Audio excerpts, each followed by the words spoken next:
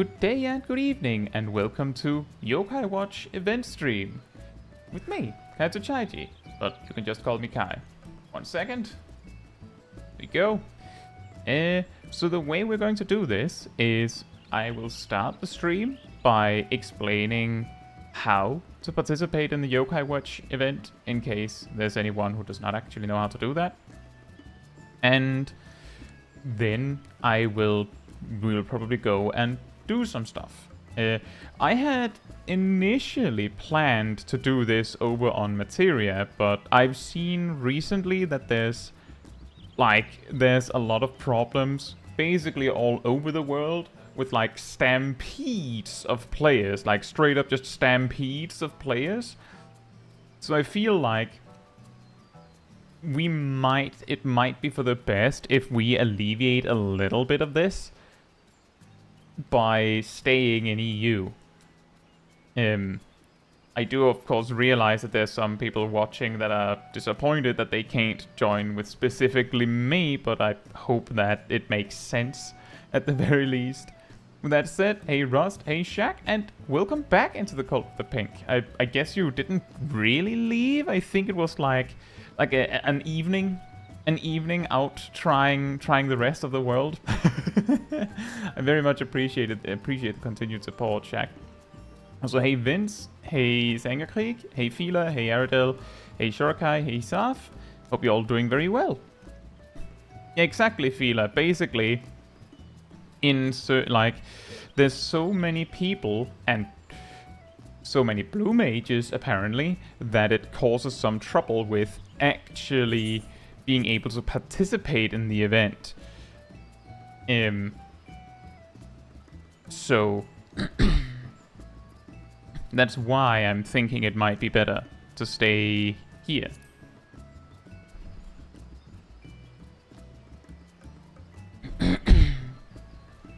Ross says, which zone will we start? Oh, I have a plan on that. My plan is that, so I have Shogunyan here. I will start in East Shroud, and I will probably stay there until I have 10 of the legendary medals from Shogunyan. Then we will go to Western Noscea with Hovernyan. Then we will go to Western Thanalan with Venoct. Then we go to Southern Thanalan with Whisper, and then we go to Outer Noscea with Blizzaria.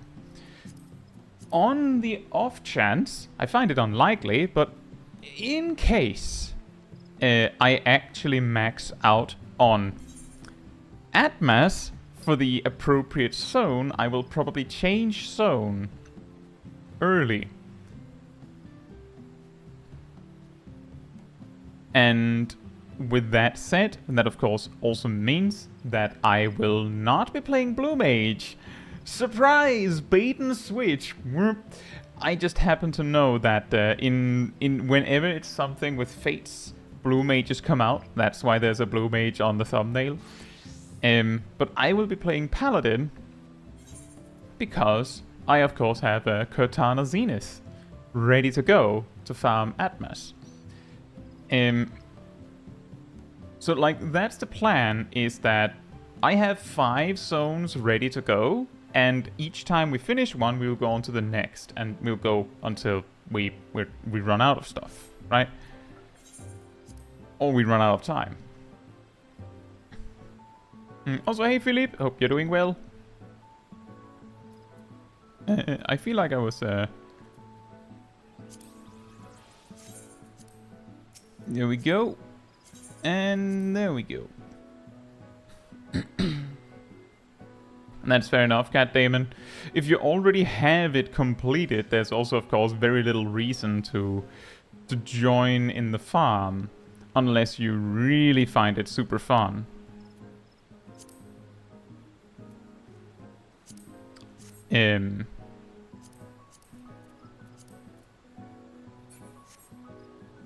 Let's see. Also, hey Cornelia and Lemon. Hope you're both doing very well. Let me do this. I don't know if you want to come along as well, Aradel, but now you have been invited.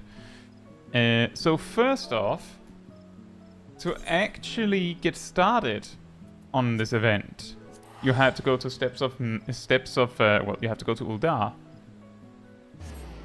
Hey Ham, hope you're doing well.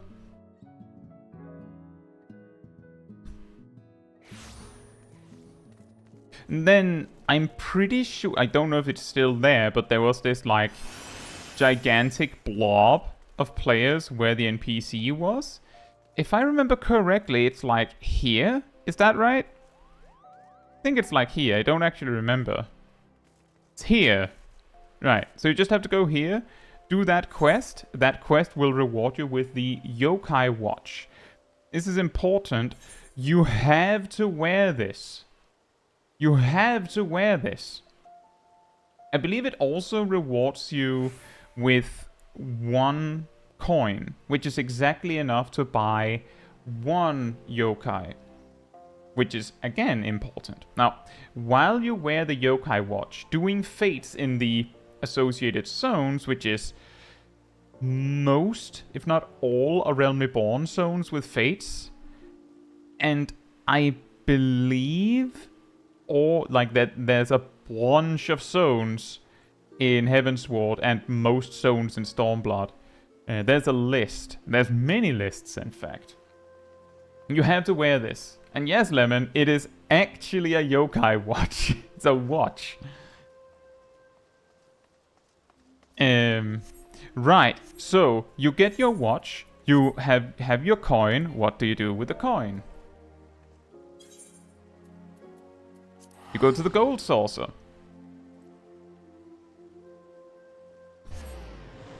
And there's 2 things you can do in the gold saucer in relation to this event in particular.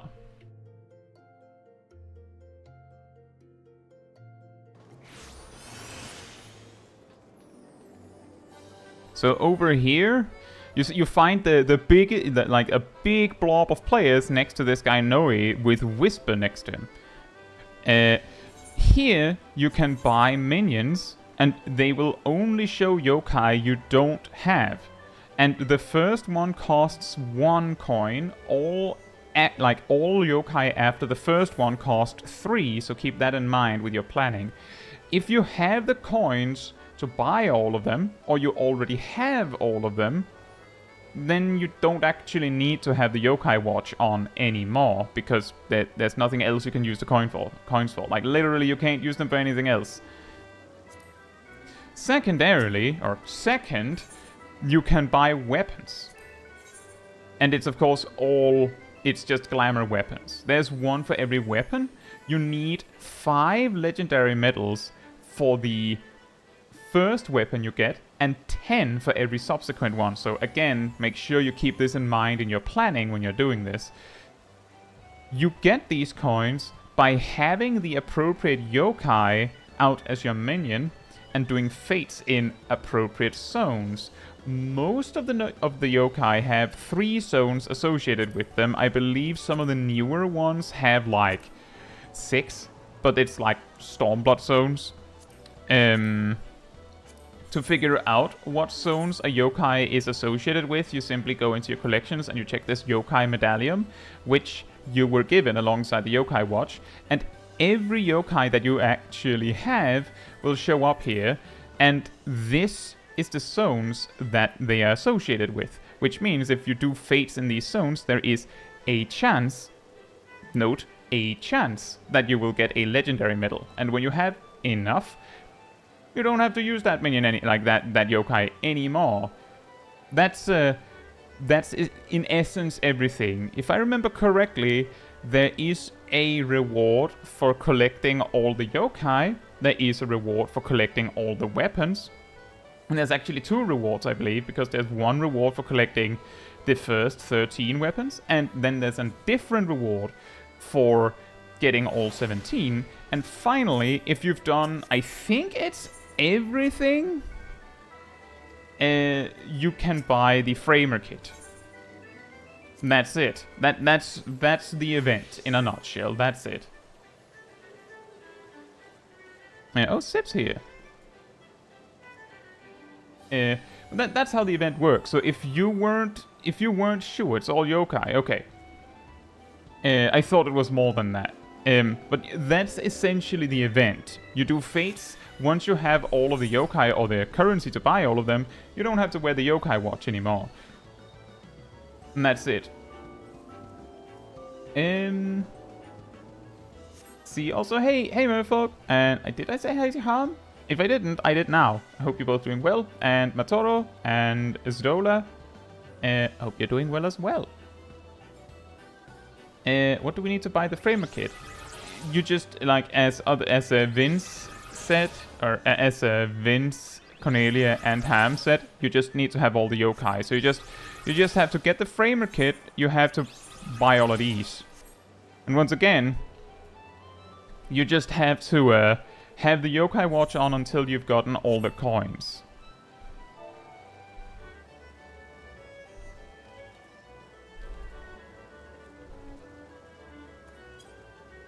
Uh, 2k MGP. That's not a lot. That's something I think most of us can manage, right? Could be 20k. I don't know. Also, hey Zeros, hope you're doing well. And also, just I didn't mention this earlier, but yeah, we're still on we're also laptop gaming, so the quality of the game footage is a little worse than usual. And if suddenly the stream just blips out of existence, it's my laptop giving up. But, you know, Sunday it lasted nearly 7 hours, so we're probably okay. And yeah, the event lasts until Dawn Trail releases. So you have plenty of time. You could do enough work to get one of the weapons per day, and you would still have plenty of time. The quality of the shadows is significantly increased. Yeah, I don't know what's happening here. This looks pretty good. Have you seen the Minecraft shadows?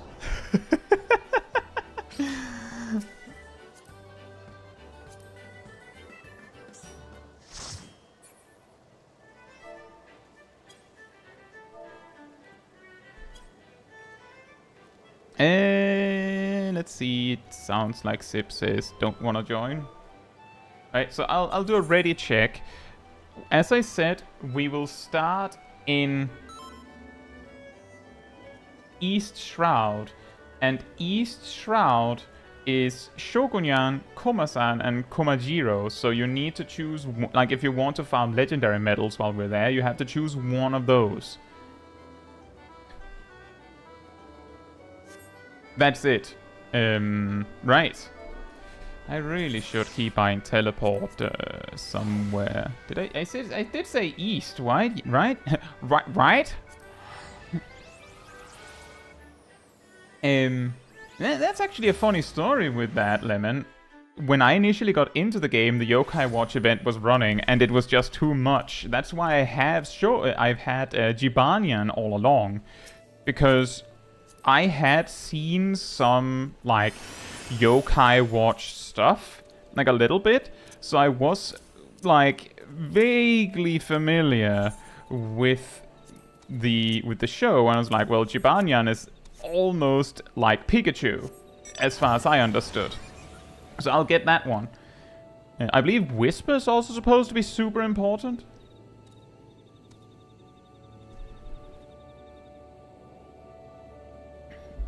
So I'm just going to say this now. I think I'm only going to do the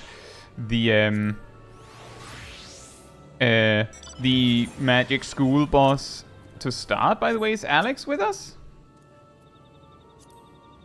Can't remember who was Alex again.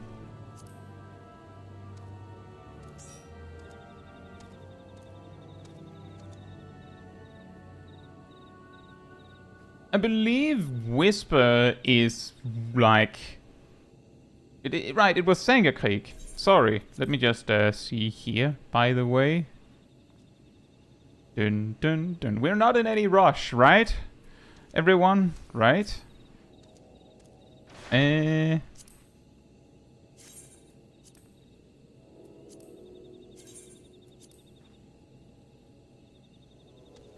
One of the yokai ever, something. I don't actually know. What I remember is that I believe I saw, like, I can't remember if it was like, I think it was a game, and the the main character is introduced to Yokai by Whisper, who then gives him Jibanyan or something like that.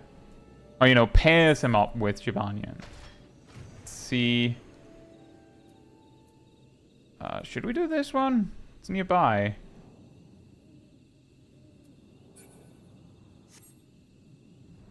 As I said, I will be using. I will only be using the Magic School Boss the first time. After that, I think the chaos induced by repeatedly. Oh right, this is going to be fun, right? Torn from the heavens right out the gate.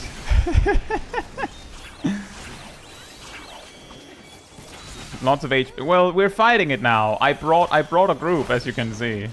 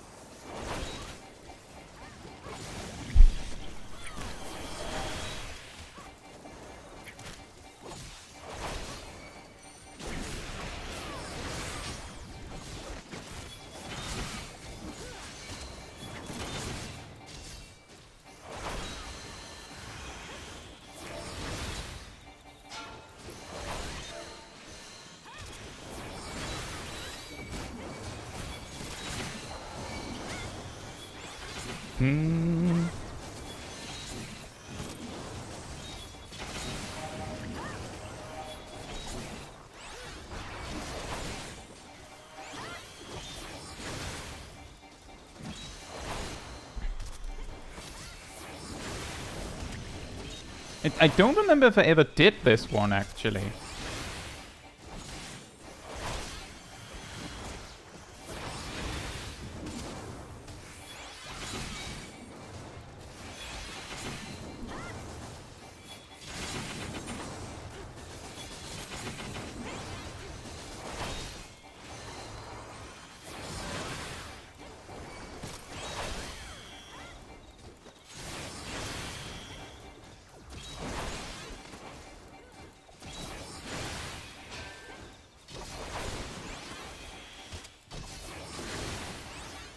Look at all the burps.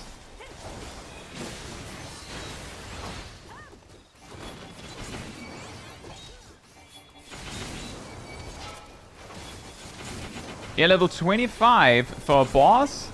And that, I'm sure I'll have an interesting rotation for that, right? Yamkisil. Oh yeah, we don't have a Yamkisil on my main, but that is actually a good point. I should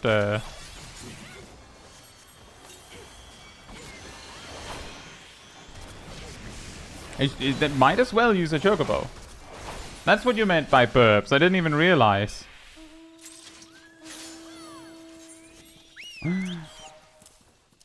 Atma of the goat.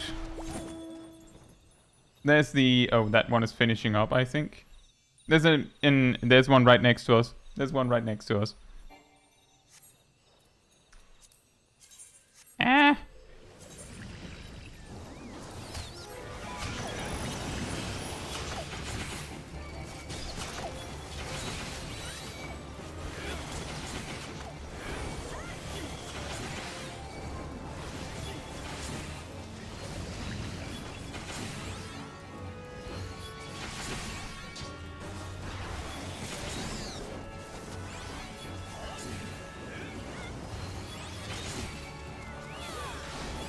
Did anyone get an achievement? There was some people that got an achievement for it. That's good.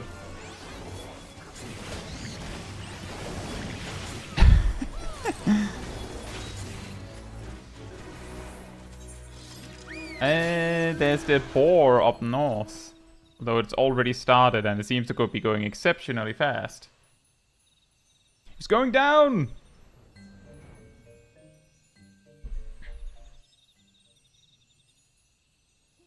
Don't you just love fate trains, everyone? Say yes.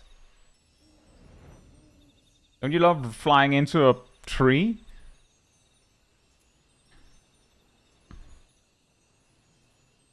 No.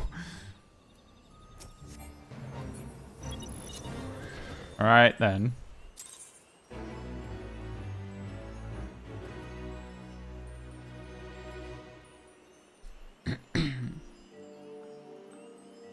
OZE is pretty tame in a lot of areas at the moment. Well, we could give that a shot in a little bit if it's very, very quiet. Someone ultra-vibed it? I don't think it was ultra-vibed because it wasn't frozen. There's an important requirement for becoming ultra-vibrated is that you have to be frozen. There's a lot better possibility that someone used missile on it.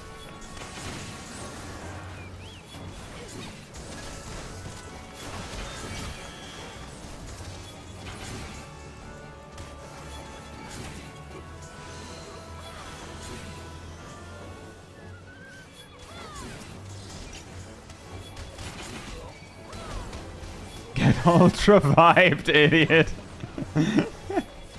Can you blue mage these fates? Absolutely. You can do any, like, you can use blue mages for this. The reason why I'm not is because blue mage does not have a Realm Reborn relic weapon, so you wouldn't be able to work on your Realm Reborn relic weapons while doing this if you're blue maging it.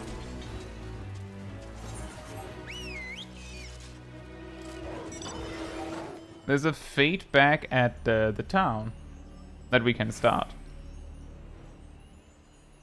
But that is actually absurd. That is actually the reason why there's a lot of complaints. Oh boy. See, this is the problem. There's 3 fates spawning at once.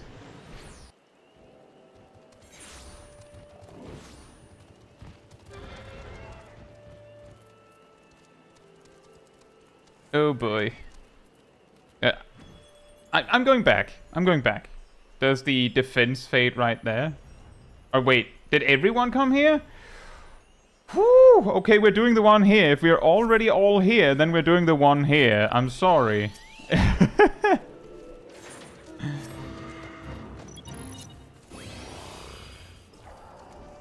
There's plenty of fates. So we don't have to be that worried. That is the reason why, absurd, that a lot of people got pretty mad at blue mages, actually. Because blue mages are capable of finishing fates so fast that often people don't even get to participate. Like, as you saw, I started flying towards the boar fate when it was at like 8%. And it was over. As I got there. Like, as I got there, it was gone. But the thing is, I mean, I was flying from like a pretty far distance, so a part of it is also like, you know, being reasonable with your expectations.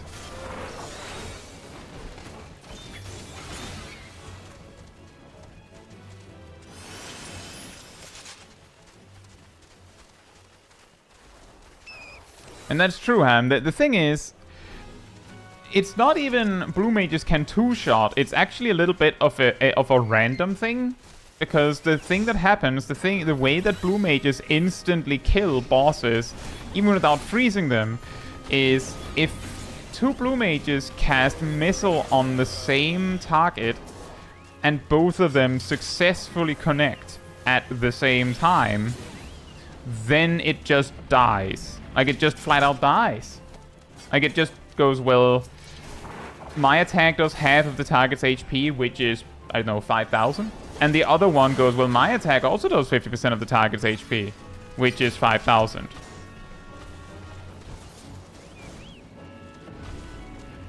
It both dies quickly without blue mage. Well, that certainly doesn't help either. That is also a good point, Fila. That's also part of the reason why I was like, maybe we should go back. But I feel like it's getting a little too chaotic if I like go back and forth like that.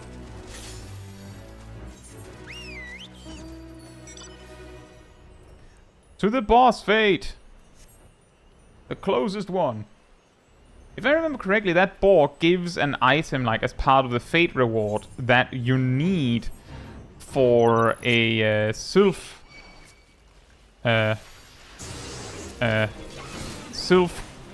daily, like sylph beast tribe daily. And that one is weak to missile, as you just saw.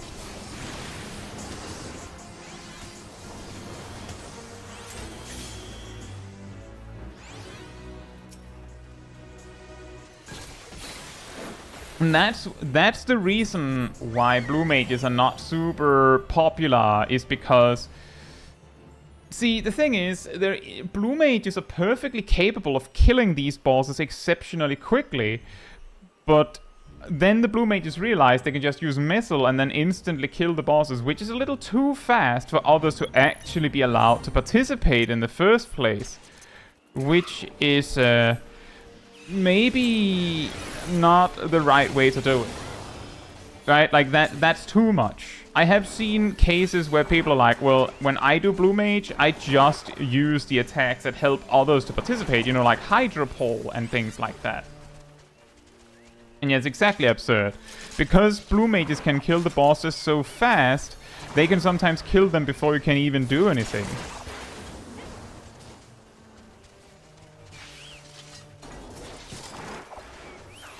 Yeah, you don't even need all that. Like, you don't even need missile. You don't even need it. It's just... Basically, blue mages discovered that they can use the nuclear option, and then they decided to do that.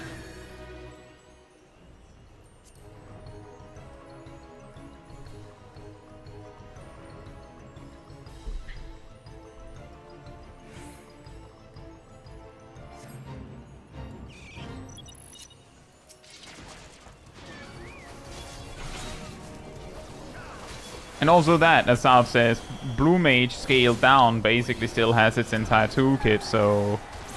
Whatever, right?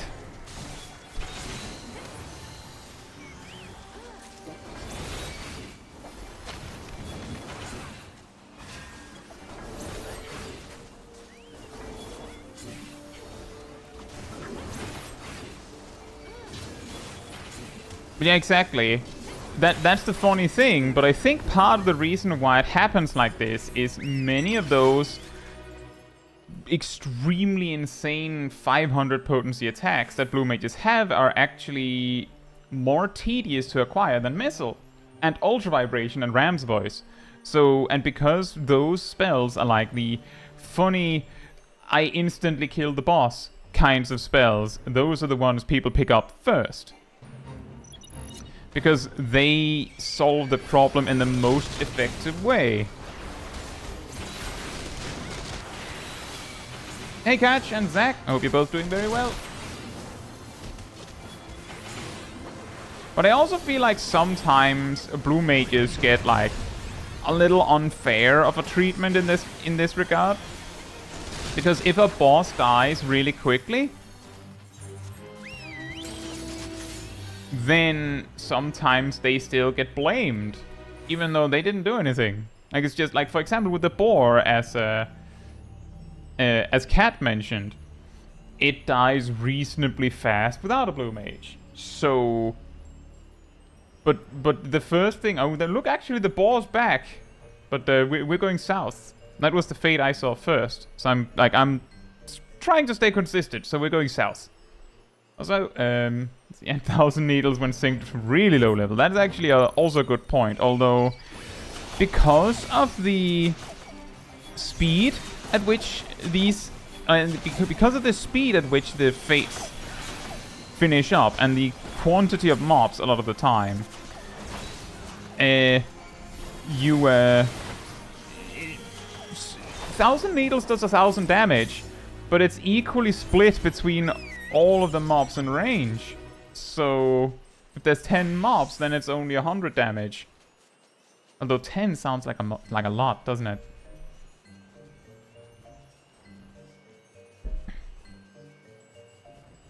But one thing I can suggest, for if there's anyone in the chat who's having trouble with this event, like, because the blue mages killed things off too fast. From what I can understand, tanks, like, because they generate... Oh, actually, you can actually vibe check this guy, it seems. Just didn't see him be frozen before. Because of the amount of enmity tanks can generate, if you make sure to click your tank stance right after you sink down, you can often generate enough enmity to get the gold rating in like 2 or 3 hits. So like that's a way to circumvent this problem. So it says, isn't 1,000 needles 1,000 potency? Nope. 1,000 needles is actually not accessible potency. It literally does 1,000 damage. Like exactly 1,000 damage. It's just split equally between all of the enemies in range. So if there's more enemies, it does less per target. Or rather, it will do, like, if there's 2 enemies, it does 500 per target. If there's 3 enemies, it does like 333 per target. Hey Gabriel, hope you're doing well. That's odd. No, it actually makes perfect sense, because the cactuars that use it against you also do exactly 1,000 damage when they use 1,000 needles. That's also why it's a little scary that there is cactuars that use 10,000 needles and 100,000 needles, and I think there's like a fate, no, a hunt mark in Shadowbringers that does, I think is it 1 million needles, or is it 100,000 needles?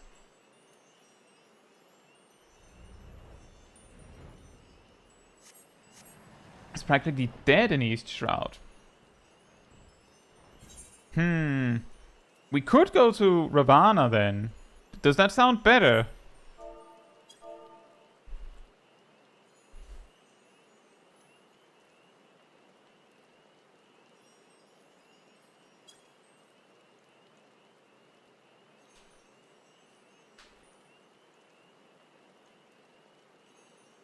Can Blue Mage learn more needles like that? Nope, it's just 1,000 needles we can learn.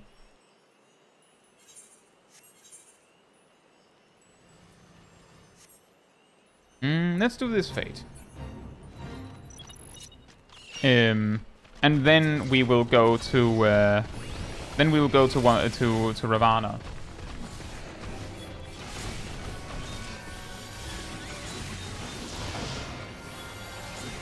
And then like if there's anyone in the rest of the world wanna come around, we can do that. Doesn't the hunt one deal 99,999? I don't know. I thought it did 100,000. Hey Kazi, hope you're doing well.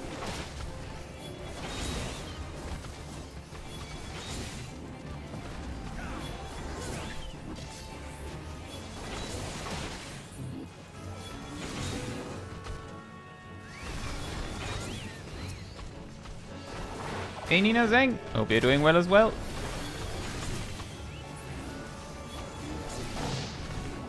Here we are, as I said, we're going over to Ravana Materia after this fate. Over in OCE.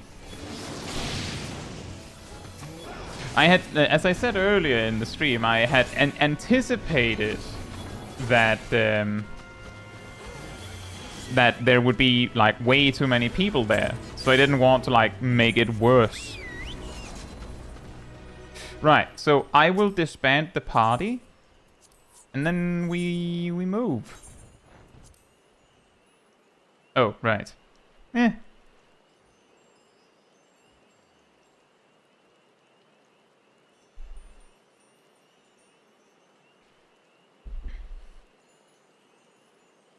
Could you imagine if Blue could learn 1 million needles? Would it? Well, the thing is, every time Blue Mage gets a spell that is too good, like basically too good, they just go, oh, but you can't use it on most things that actually matter.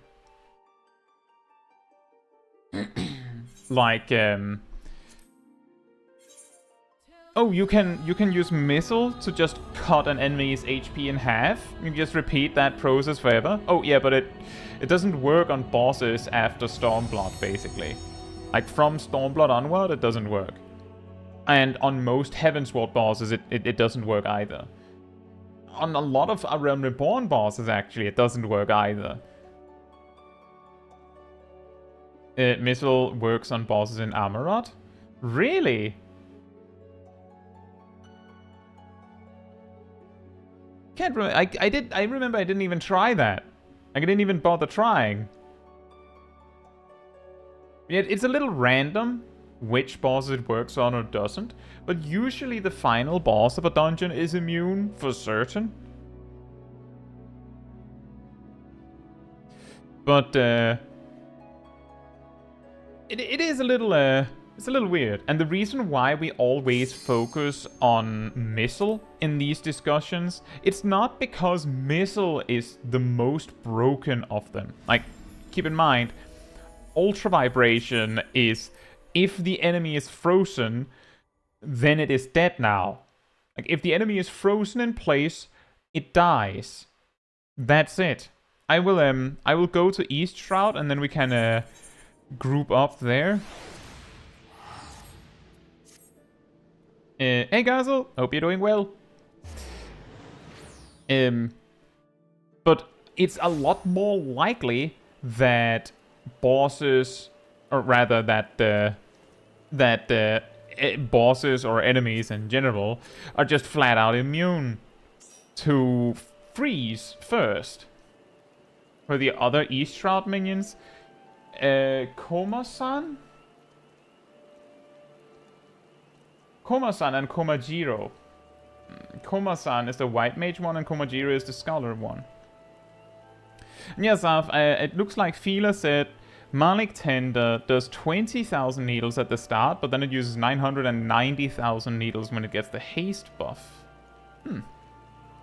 Just needs a long enough cast time. Oh yeah, that is a typical strategy to make an make a blue mage action pointless. It was really good, but like for example, a pretty good example of that would be really good, but is a dimensional shift. Missile there is a, in parentheses, high chance that you cut 50% of the HP of the target. Dimensional shift is a radius where it just cuts 30%. And as you can read here, it's not a chance. It just does it. But 30%, 5 seconds. Missile is 2.5 seconds. So it's like, it's just, usually you don't need this on AoE. That's also why you probably don't see Launcher very much. It's basically kind of AoE missile, but it's way more expensive. And by the way, the mana costs, I believe, are cut in half because I'm a paladin. Yeah, it's way more expensive and it's AoE. You don't need that. Missile is all you need.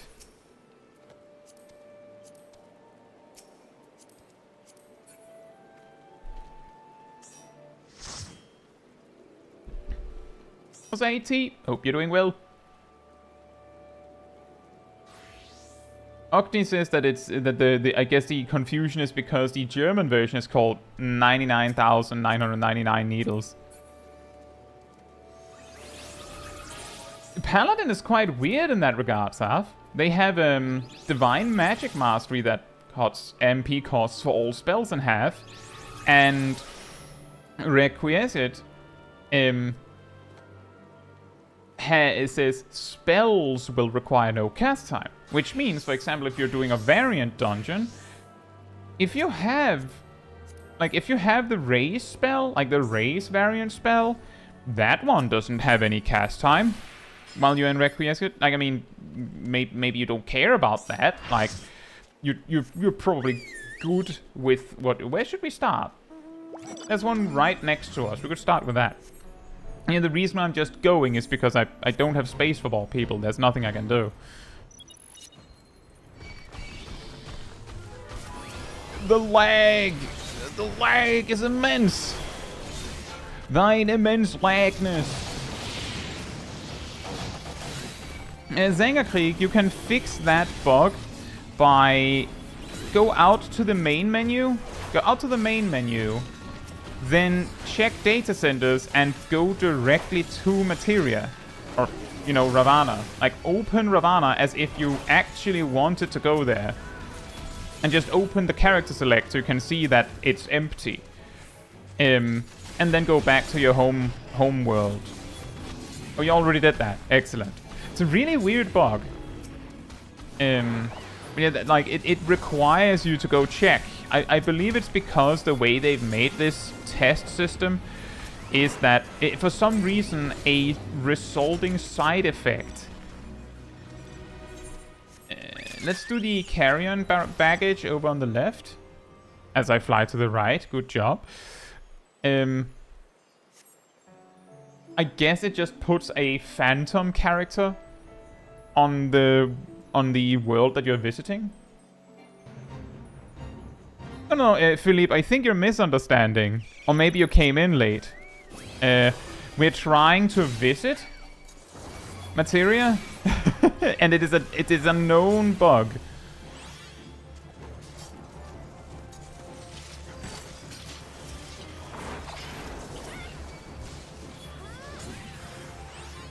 Do I have to be on each class with weapons? No, you don't. You just have to have a. You just have to have the correct yokai. You just have to have the correct yokai to get the medals. Although I do see how you could make that confusion, since I am specifically playing Paladin right now for the Paladin weapon, incidentally. Where? Why am I in combat with you?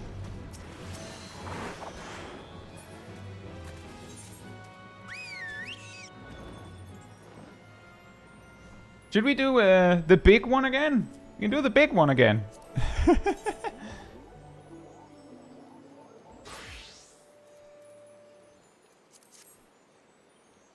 Yoshi P is having his 51st birthday as this stream started. Oh.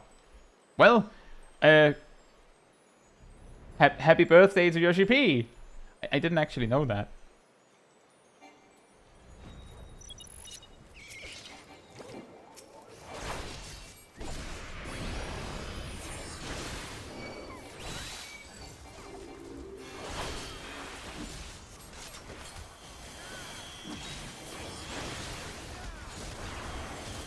It does look like vibe checking will not work on this one. Looked like we had a blue mage already here, just like hanging out. Like, if only people would help me.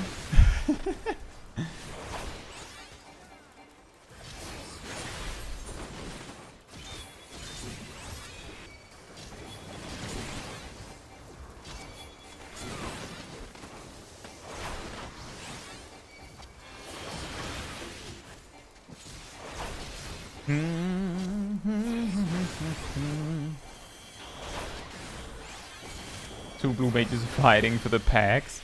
You know, the thing that they need to do there is those blue mages should just, like, stack together.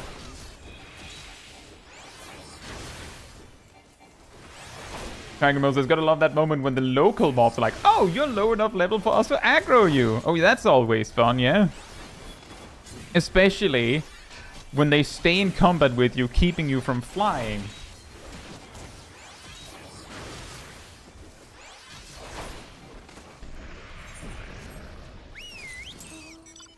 There's the Phanaxio of the new leaf just north of here.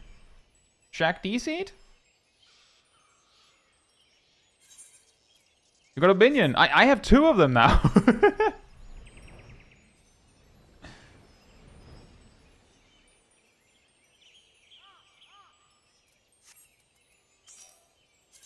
You know, the ambience of the game really strikes through when you turn off the music. Oh boy. These are always fun. In my experience, you usually need like 8 thingies. Usually need like 8 thingies to hand in something to that effect.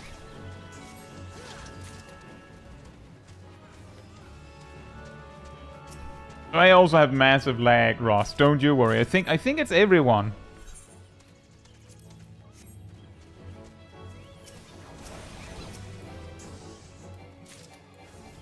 Do you need the watch to get the legendary medals? You do not. You need the watch to get the coins. And you need the coins to buy the yokais. And you need the appropriate yokai with you to get the legendary medals.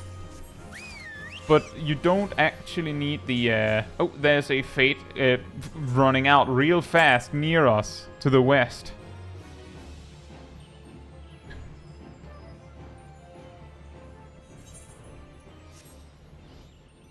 Yes, of course, you also need to be in the right area. That is correct.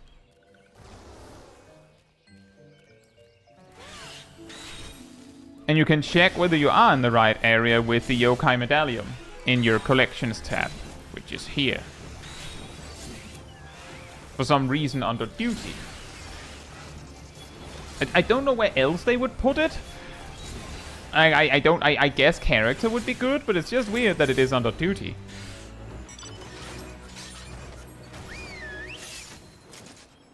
Oh! Got 2 in a row! There's the boss in the north that is running out.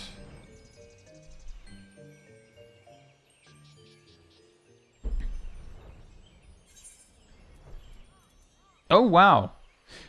How many Atmas would you need in total? Isn't it 10? I think there's 10 AR relic weapons, right?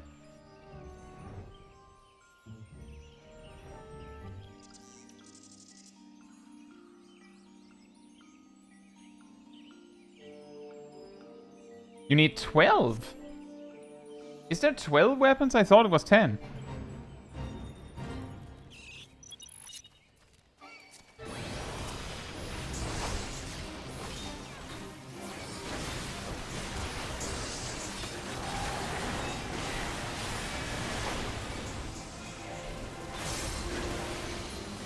Yeah, I'm talking about how many of each Atma you need. I think there's 10. Let's see. Warrior Paladin, Scholar White Mage, Black Mage Summoner, so that's 6, and Bard 7. And then there's Monk, Dragoon, and Ninja, so that's 10, right? We had 3 jobs added in Heavensward, 2 jobs added in every expansion after that. Yeah, that's 19. Yep, so 10, right? 10. Learning to count with Kai, yes. Hey, Silverbit, hope you're doing well. I had a note about it, but there was the possibility that I had counted wrong.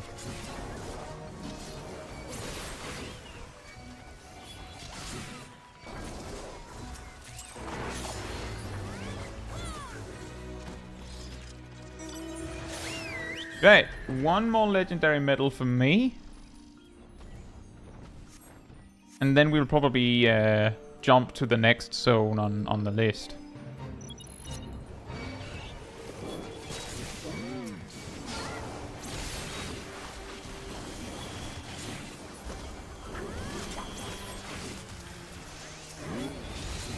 Like looking at this, if you have one, or like if you have one blue mage, like Matoro here, who's using Hydra Pole smartly, that makes it easier for everyone on duties like this.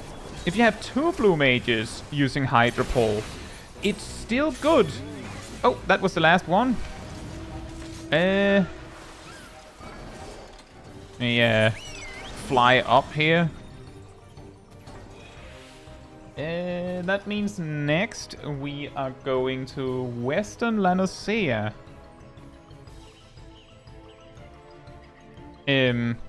You're welcome to stay if you like. Well, I only need 1 medal. It's just that if I stay until everyone has 10, then I'll probably have 20.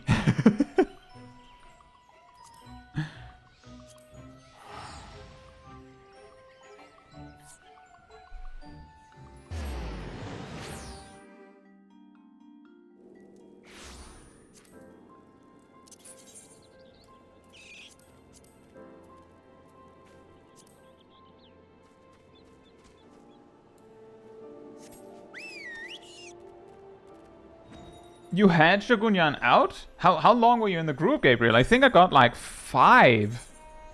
Oh, we were there. Why is there a boss right next to me? What means for Western? For Western La Noscea, your options are actually Hobanyan, Komasan, and Komajiro. So yeah, I'm not joking. It's the same 2 alternatives again. It's a coincidence.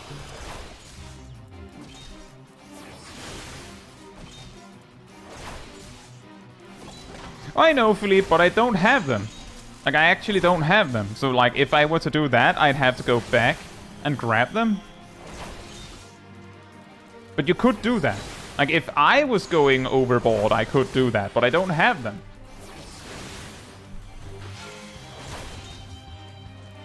Like, the reason why I have a list of 5 zones is because I have 5.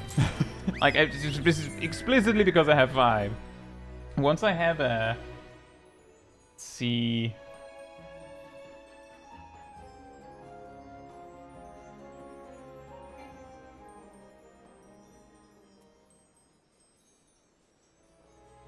Once I have 33 of these coins, I could go back and buy the remaining yokais, and then it wouldn't actually matter that much where we are.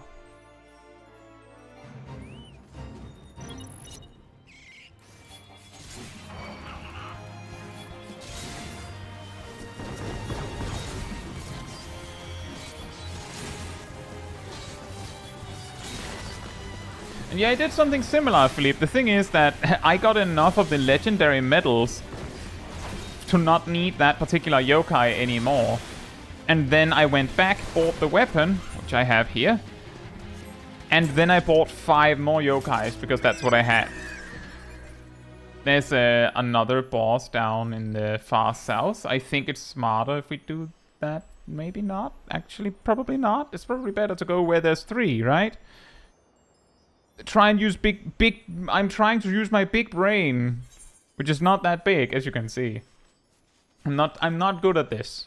I don't like fate trains. That's the reason why. And by the way, hey Steve, that's the reason why I've never done this event, despite having played the game through every single time the event was present. Just didn't want to do it. I don't like fate trains.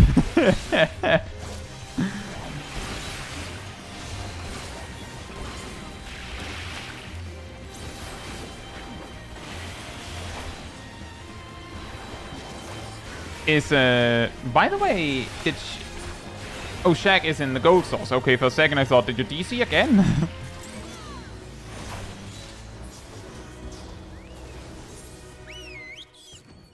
One of those are not going to happen, but making waves we can do. Remember, it's indoors. You have to go indoors. I'm pretty sure you have to go indoors. No, wait, it's not indoors. If you can fly over the wall, go for it. Bongos.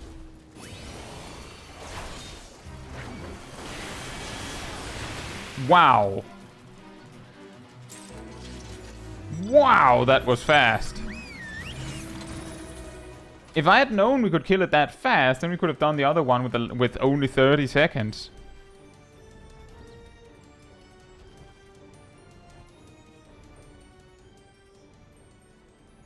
Too bad you're now a streamer, you no longer have the choice. Well, I mean, that's the thing, is that if I'm alone doing fate trains, then it's like I help myself to just not care about it. Oh, go over the sea, everyone. There's a boss out at sea.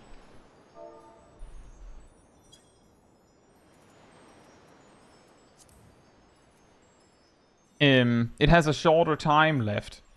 Yeah, like I usually just keep calm about it by going, well, there's plenty of fates. There'll be more. It doesn't matter that I don't get all of them, so I don't get annoyed by it. But I do find it a little stressful in a way. But when I'm like I want to do fates, and we're streaming, and I instantly have an 8-man group to do it with, then I don't mind nearly as much, because then at least we're here together.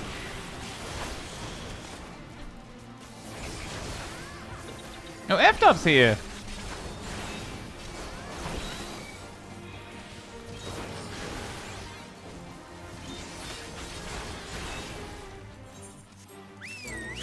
Hey, Atma of the Crab. Atma of the Owl Crab.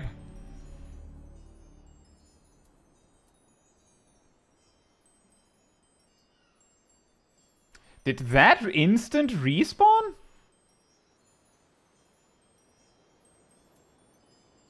Weird. Let's go for I just died and I just died in 6 arms tonight. Well, that's a song from a few years ago, huh?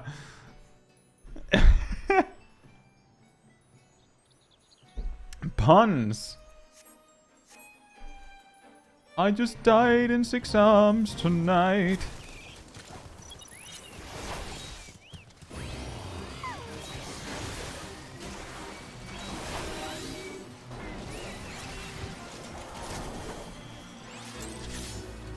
They're going down extremely fast, by the way.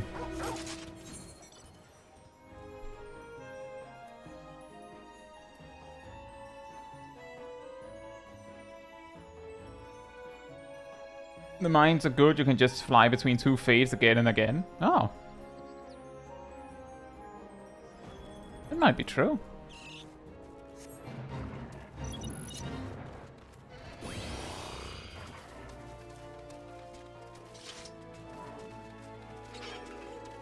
Do these goblins drop the item we need to collect?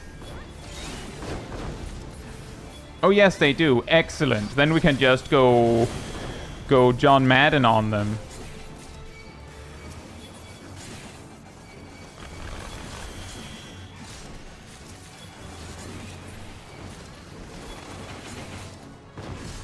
I keep getting stuck on the campfire.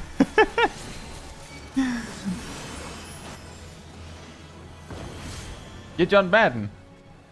I think so, Absurd. It's like a I think of it as an old was it it was a thing you did with flow chart rotations in like World of Warcraft, for example. Is that you like go through different steps in your rotation, and then at a certain step you just basically go blah blah blah blah blah, mash your keyboard, use all the cooldowns. And that was usually like saying John Madden or John Effin Madden or something like that. Let's go for Watch Your Tongue. Wait, let's go for the fate that spawned on me. It's that easy, everyone. Just stand where the fates spawn. It's that easy. Why move when you can just be where fate is?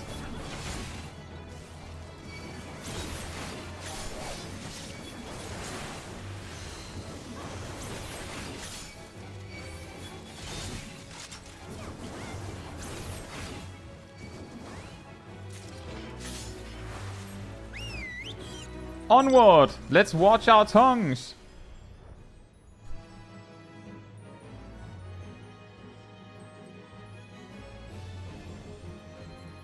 Sure, guys, it's the Fate boss. Having a glowing army rapidly approaching before being completely obliterated. Yeah. Just dead. Wait. Which one's the boss? Huh? Where boss? Where am boss? Huh? Boss is upstairs. Upstairs.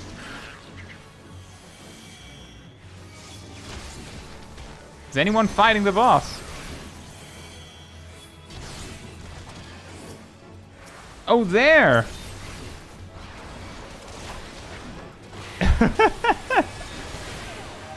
I got confused because we were progressing the fate without fighting the boss. What's that kind of shenanigans? Ow.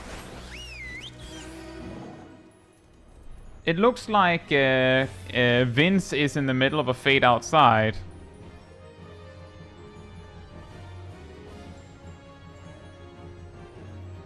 You see, Absurd, that's the massive benefit, is that if you have like a group of 7 people watching out for you to help you find the things, then you don't even have to be able to see well or understand the game well.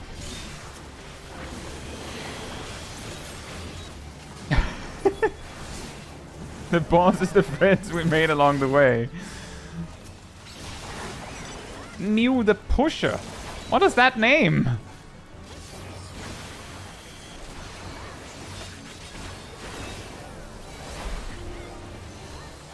If only people notice markers in Duty Finder.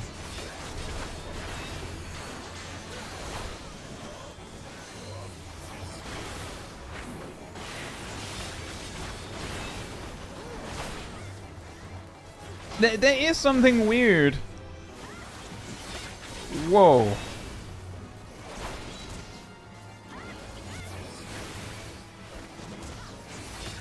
There's something weird about having done Endwalker and all the like stories throughout the game, and then you go back and like the people that you've kinda allied with, I'm pretty sure, or are supposed to be dead even. No, they're still here. They're still here. Don't you worry about it. By the way, the thing that I said whoa about, if you all could not see it, is that my game suddenly just started to tank frames extremely hard. So I was like, oh no, did the stream crash? What happened? What did I lose?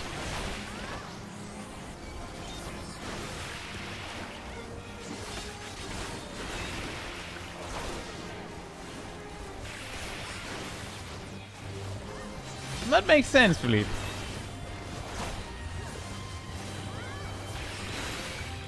John Flarkin, man. Yeah, that is a good strategy. If we can find a spot where there's like just a bunch of fates we can just circle between, then we don't have to go very far. And then it doesn't matter that much if we like finish the fate exceptionally quickly.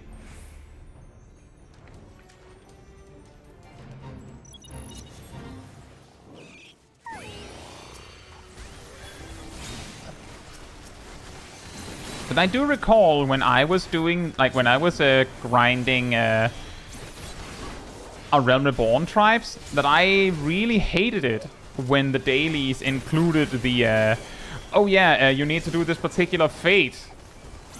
Who knows when it'll spawn? It never occurred to me that, oh yeah, it spawns all the time.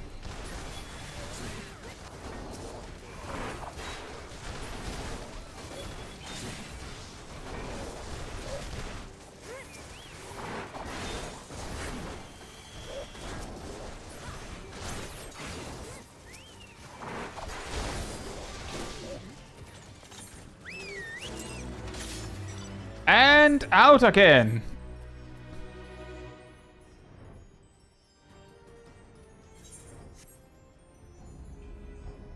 There's 17 yokai in total, right?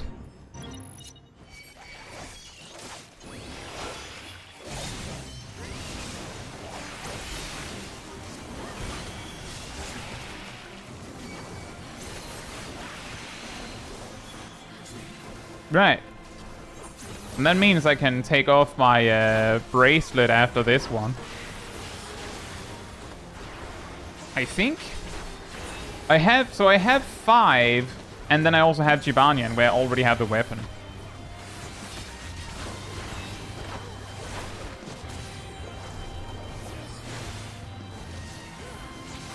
Hey Caetsu, hope you're doing well. Is any SEA players here? Square Enix changed something with the payment system. Now SEA players cannot buy stuff with Visa card from the MOG station. Anyone know about this?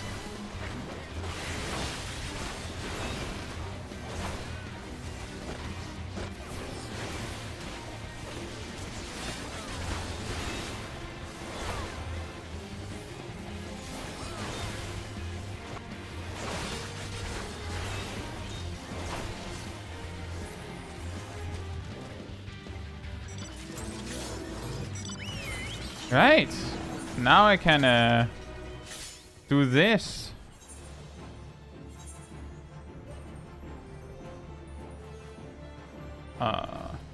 Where's the group going? I'm not actually sure where. Like, someone is leading and it's not me. I'll try to keep up.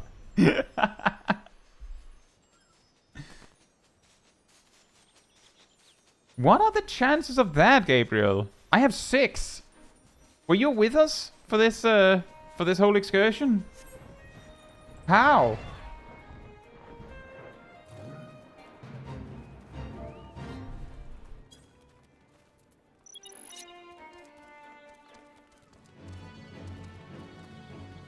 And Rakas 1. Ha. Well, it appears that the group has split. Hey, Caetsu. Hope you're doing well. Well, everyone has to do it eventually, right?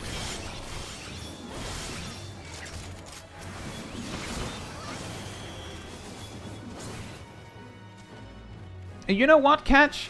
That was my plan. That was what I had planned to do. Like, I believe I got one weapon Wednesday last week. And then Thursday, after the stream, I was like, alright, time to get my weapon. And then my computer just exploded.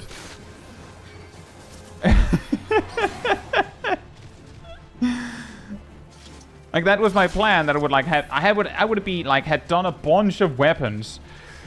And then we could finish up some more this week. I mean, my computer didn't literally explode.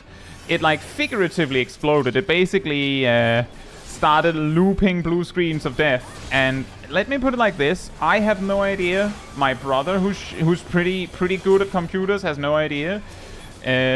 We talked about it on the Discord community server for a long while, and no idea. And I, like, spoke with the company that made my PC. No idea. I sent it to them yesterday. They received it today. They said, we'll of course get it to work. Like, of course they will. Naturally they will. But they have no idea what's wrong with it. It just suddenly decided that it was done. Just... The computer issues were not fixed. This is a laptop.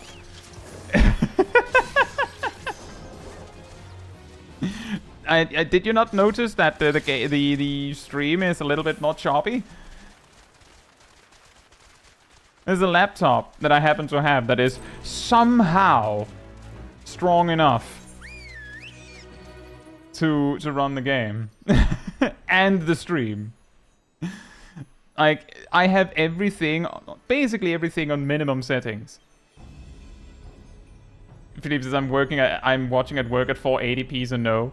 Fair enough. Like, that's also what I thought for the most part. I imagine a lot of people don't, like, they're not literally watching the stream so closely that I'll notice. But let me put it like this. The shadows in some places look really funky. But yeah, I found a way to work around it. This laptop can edit videos, it can render videos, it can stream, it can play the game. But it is barely capable of streaming and playing the game somewhat stable. It is barely able to do all of the things. That's why I also started the stream by saying, like, if the stream suddenly cuts, it's probably the laptop overheating. I don't know how long it is capable of holding on. And yes, exactly, Philippe.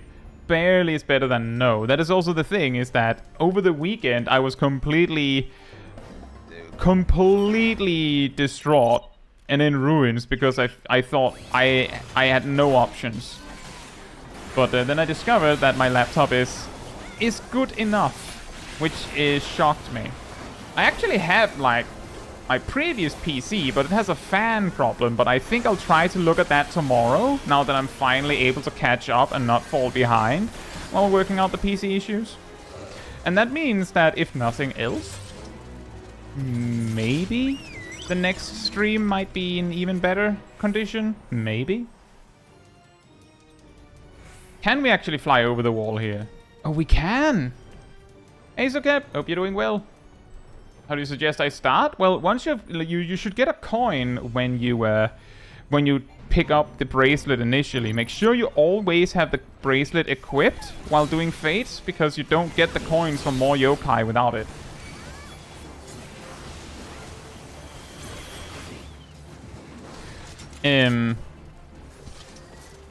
And you need 3 coins for, like, so the first coin you get, you can buy 1 yokai with.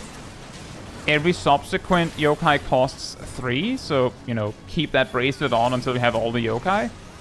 And then use the yokai medallion in your collections tab to check where that yokai you picked up prefers to be. It has a preference for specific zones, fates, and if you do fates there, you can get legendary medals for weapons.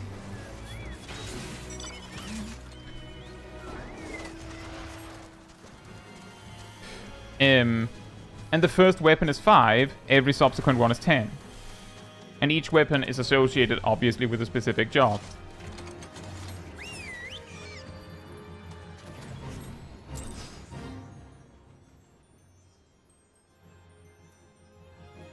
Do you want a capture card? I do not.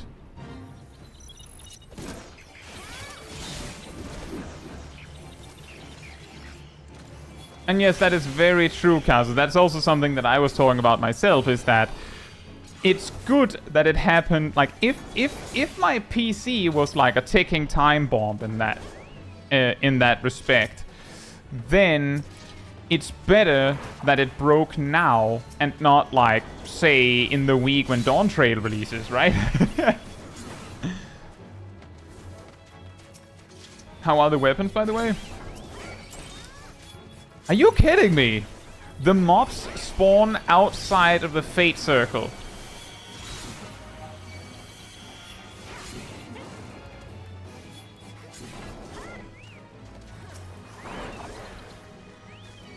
And yeah, Nina, that's the thing that I'm hoping that it can do, because I don't have very many options. I have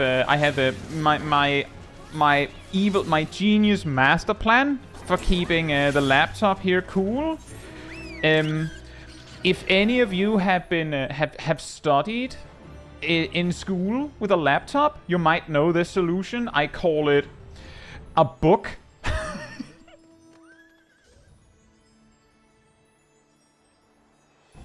Oh, the thing is, Philippe, my old PC can stream, and my old PC can play. In fact, my old PC can stream and play very well. It is, I would say, like, in terms of the things that I use it for, it is probably around 3 to 4 times stronger than the laptop, but it has a fan issue.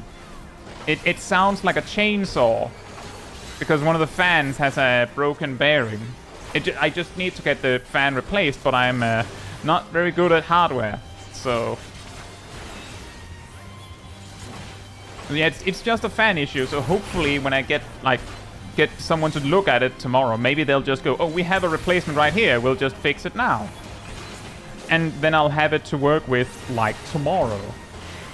And I just need to have like files caught up, and then we roll. Could probably just unplug that fan and it shouldn't be a problem.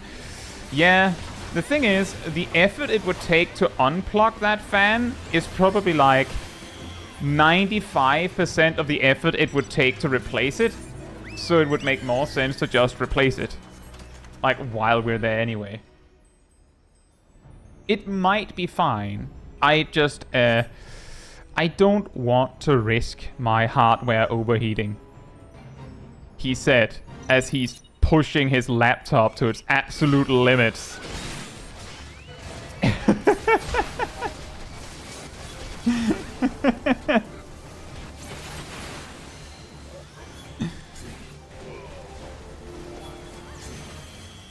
Unplugging that fan is like 5% of the effort. Well, the thing is, the fan is like kinda up in the back, so you would have to like basically what I'm saying is that if you can reach the fan and unplug it, then you could replace it, probably.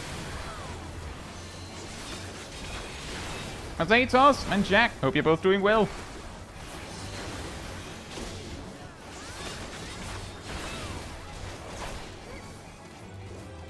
That's a pretty interesting solution, Toss. What we're doing here is we're basically just doing fates over in Australia. Also, I don't know if Moogle is outright considered a French server.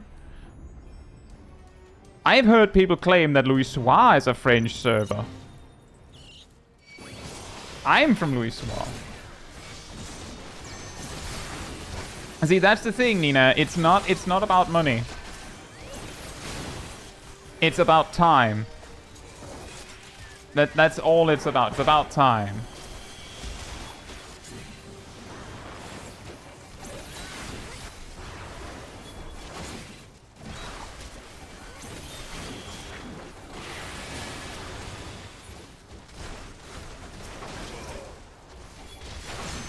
Was there a named mob there that gave like a tiny tick on the progress bar? Looked like there was like a named mob there.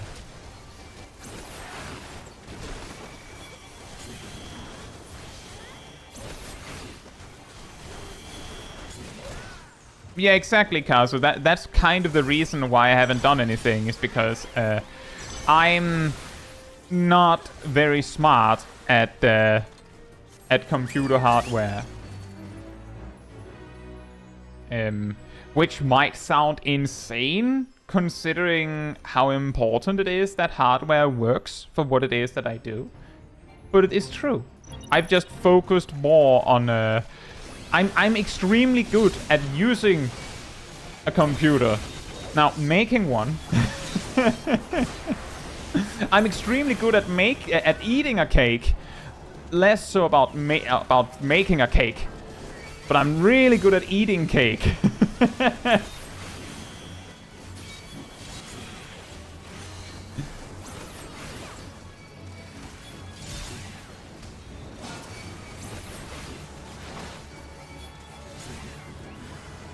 That's a pretty good one, Yokai.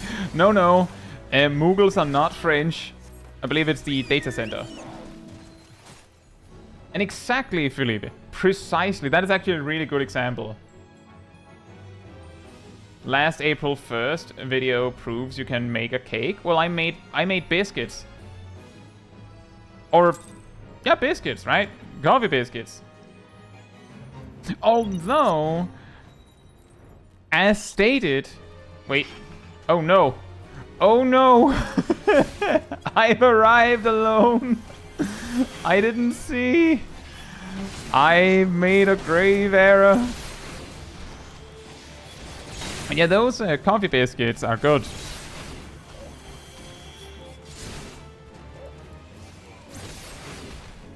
And yeah, exactly, Caetsu. That is probably the thing. I've never put together a PC myself. Never. And one part of it is simply that I prefer to have someone more knowledgeable on the subject do it when it is something that is so important to get right. And another part is that I'm not particularly interested in actually putting together a PC. Like, it's not something that I would look forward to. In fact, so I was using the PC with the fan problem, right? I bought the PC that is now in repairs, that is like goofed up since last week. And for me, it was a mild annoyance that I had to, you know, install all of my apps again. Like, can't I just use it?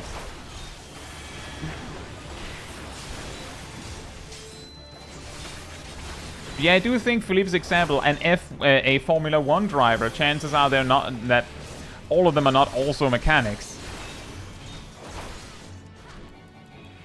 Exactly, Jack. I think Zarth also said that they used to make their own PCs, but then, was it 20 or 30 years it got boring?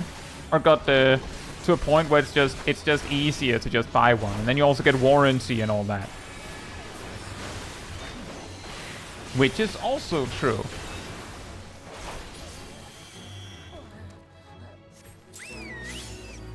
Hey, 10! 10! I got the 10th one.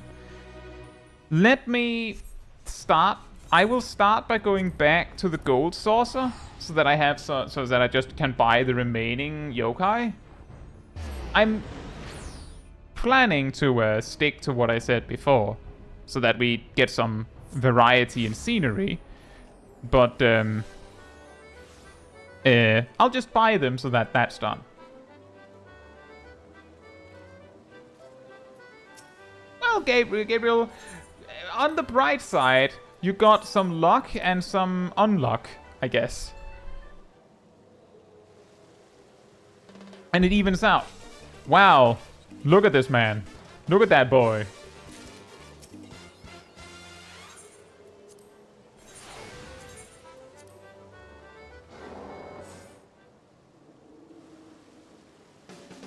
Look at that. Looks like a Digimon. Oh, whoops. Don't not talk with you, Whisper.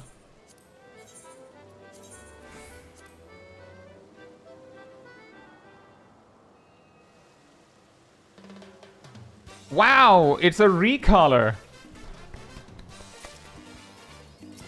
No, I don't want to talk with Whisper. Mangy, that one is nightmare fuel. Look at this thing. Look at this thing. What? It has glasses.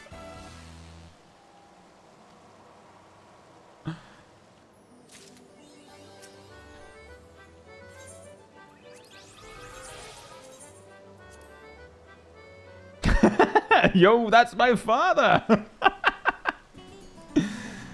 Wow, he looks stretched.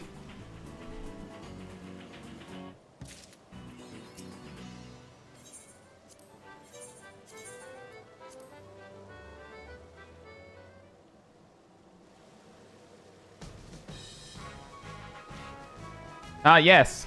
Jibanyan again. I guess Yokai Watch went, well, how does Pokemon do it? Well, they have like 5 remakes of Pikachu. Alright, we need 5 copies of Jibanyan. Space bunny dog thing?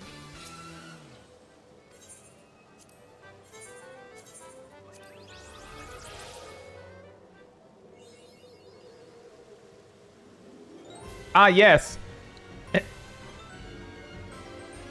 And unveiling our new yokai. Are you all ready? It is a small man with a sword. He's fully clothed. It's just straight up a guy. Incredible. Hey, Wool. Hope you're doing well. And for our next yokai, we have another guy. It's a very small man. And then we have, coming up next, unveiling our new yokai. It is another... Is that an elf?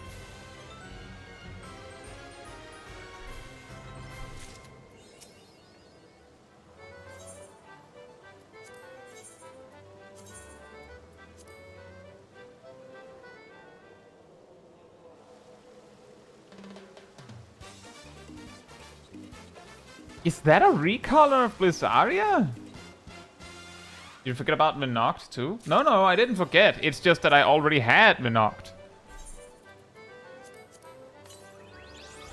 Dun dun dun dun dun dun. 1. 1. And 1. And... Come on. 1. And another 1. And another 1. And another 1. And another 1. And another 1. And... Come on. Let's see here.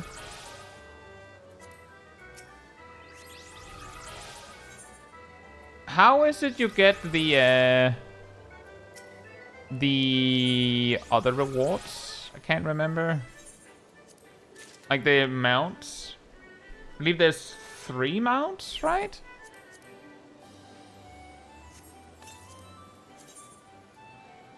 Achievement seasonal, but I thought it would just show up here. Where is seasonal? Where is seasonal?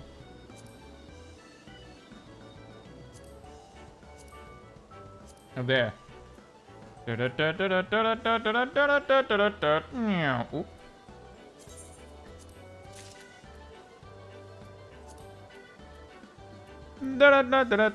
Flap.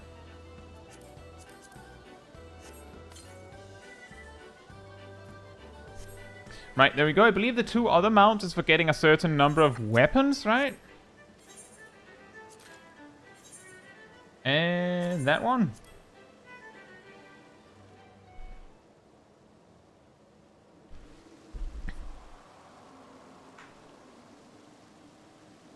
If you want to join the Yokai collection, you can join the Discord. Now that's a good one, Aerodil. I really like that.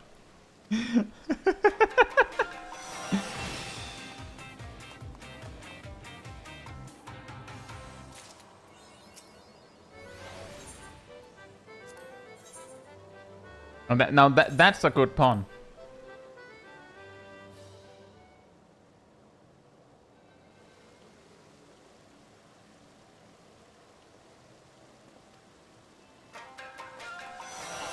It's really weird how it looks like you're just as surprised to find the weapon as they are to give it to you.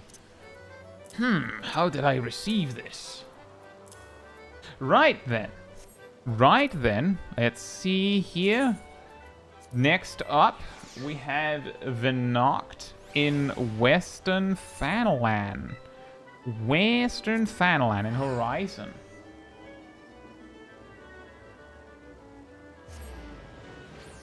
I'll go on over and then I'll wait for people to actually be here for a moment.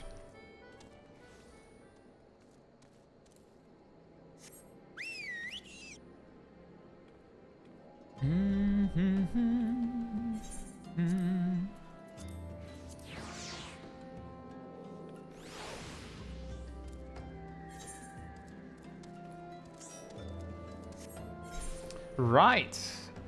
Oh yeah, this is a great one. It's just split up in sections. Can we? I don't think we can make that one, or can we? We go real fast. So I hate the F dot. I believe that's Fatman, right? Thank you, Jack, and you enjoy yours as well.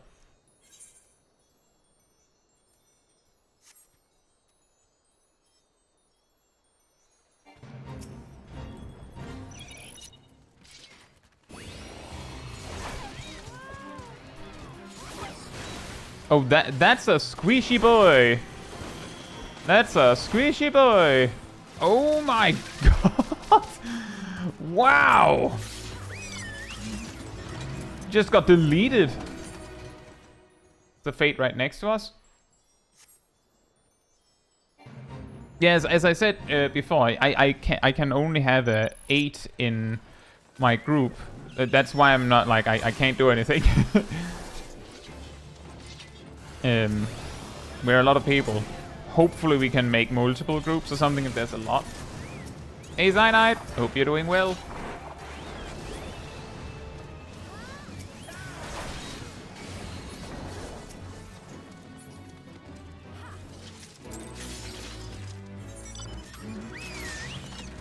Northwards, I think. Bubble trouble.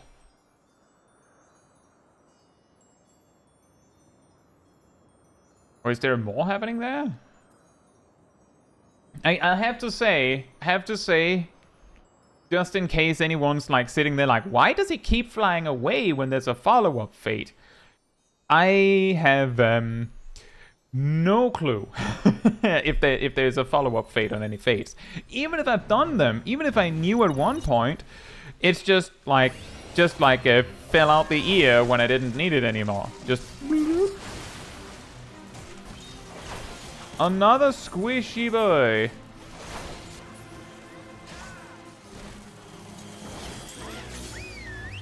Atma of the Twins. I'm collecting colored candy, everyone.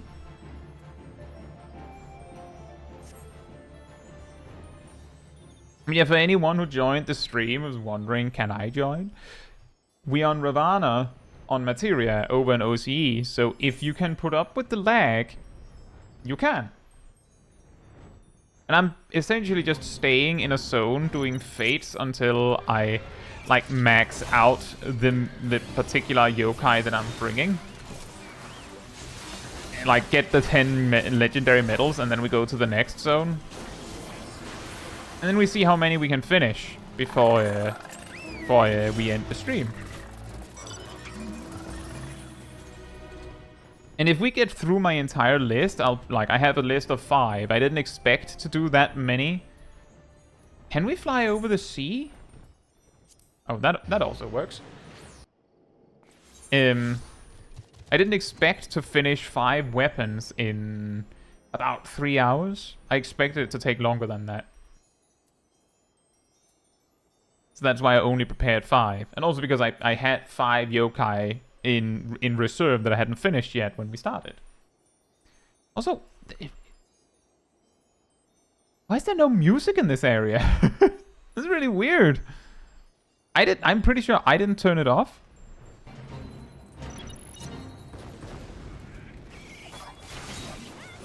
There's just like a gap where there's no music.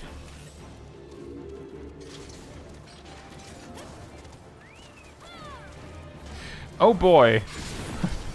This duty is this fate is so low level that I don't even have a ranged attack. Now that's something.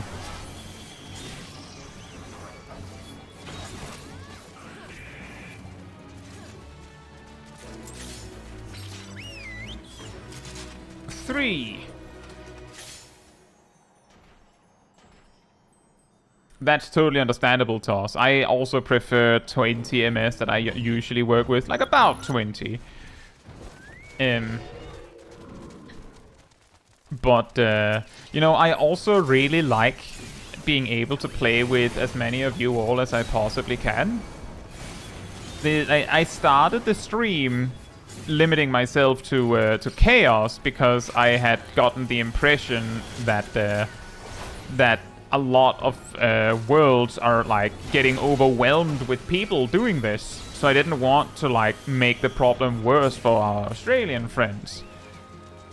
And then Vince let me know, that's Karma Star in the group, that nah, there's basically no one here. So that's why we're here.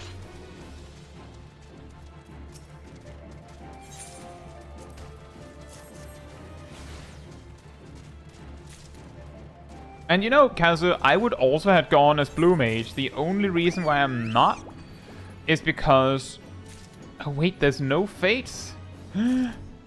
Is because if you use a regular job, you can do relic weapons for Realm Reborn simultaneously with the Yokai event. You will oh, there's a new fate far up north.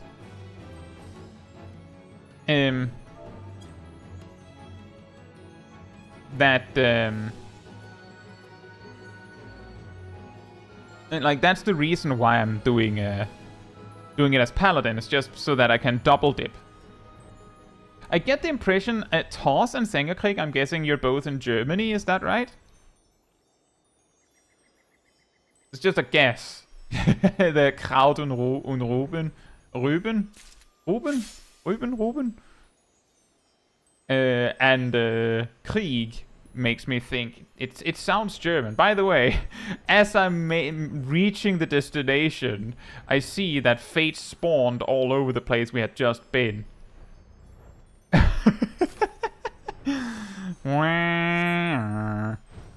It's fine.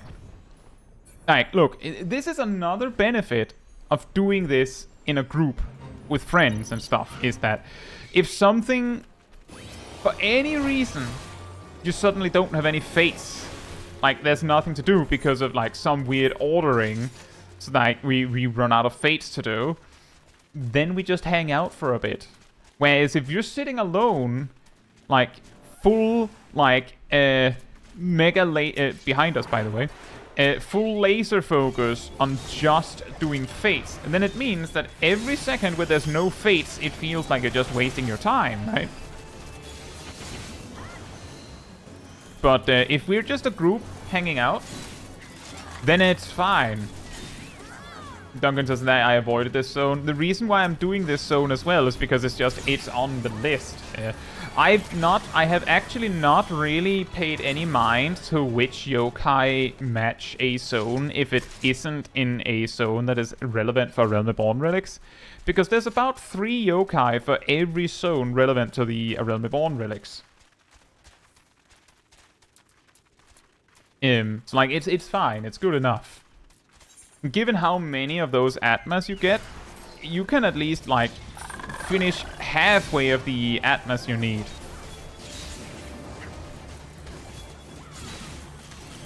Cyanide says, I don't like this event and I don't like Yokai Watch, but I'm still going to do it. That's the spirit? I think? Yes? Like, I mean, if you're motivated to do something, that's... Oh, by the way, those that have brought your burbs, make sure to feed them. I don't think I'll use any of the yokais, like, under normal circumstances. I'll probably not use any of the mounts either, but, I mean, it's something to do. Like, genuinely, the main motivation is that it's something to do. Something to do with all of you.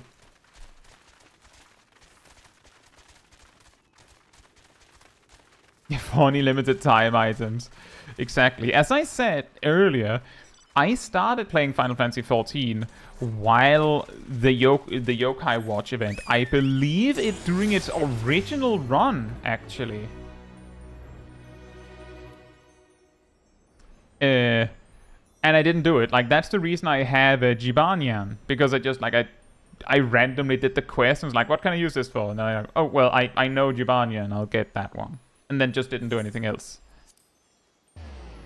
And I saw the event come and go, and come and go, and I didn't do anything of it, because I'd rather do literally anything else. Anything else than that. And yes, Fortune, I'm pretty sure you can use all minions you have at your disposal for Lord of a Minion, including the yokais. Well, this is certainly a confusing task. Ah yes, just hit a few cactuars. They take like 3 hits each. Good luck.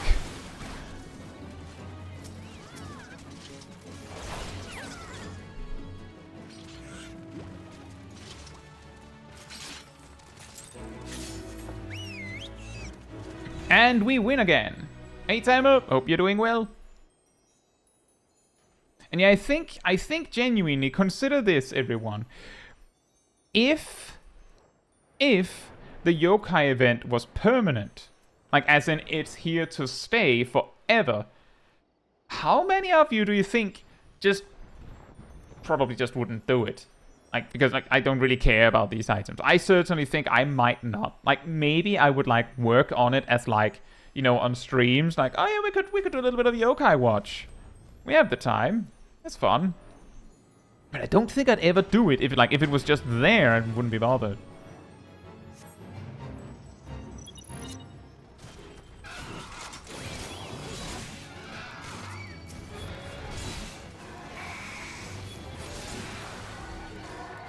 Cat couch on the roulette. Yeah, I don't really use the like mount roulette because I have a favorite mount on my main. And on Small Kai, the reason, like, I actually did use mount roulette on Small Kai for a really, really long time. So that, there was, I believe Sip, for example, Sip had gifted me a mount.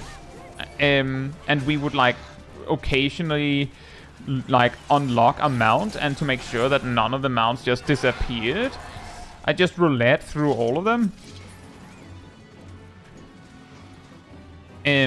But then at some point we started having so many people like traveling with Small Kai that it was like, I have the Magic School Boss, like the 8-seater, So I just use that one. Anywhere Small Kai goes is in the Magic School Bus, so that people can keep up and come along if they want to.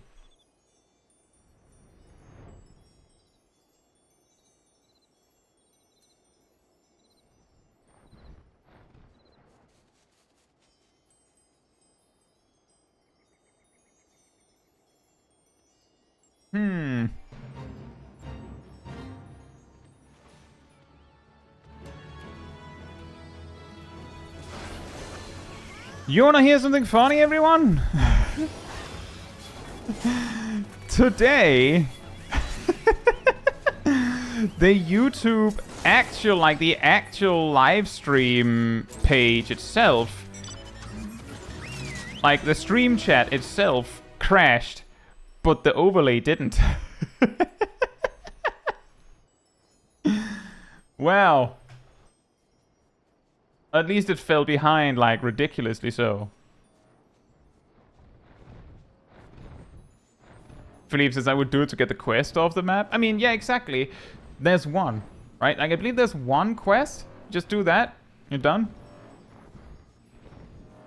So you're reading us? No, I'm actually... So the overlay is in the background because I only have one extra monitor at the moment. So I'm reading... Like, that's exactly the reason why I noticed. Is because I was like, so what I can see, and talk about this while there's no fates, what I can see is, so on the main, like on the laptop monitor, I can see the game. Here over on the left, remember, camera's mirrored. The right part of it, which is what I'm looking at now, is the live chat. Over on the left, there's a small preview where I can see what the stream looks like. And I could see in the very, very small corner of that there was something that didn't line up. Because the stream chat had not moved for like 30 seconds or a minute. But it was moving on the stream preview. So that's how I noticed. Also, thank you, Ross, for coming.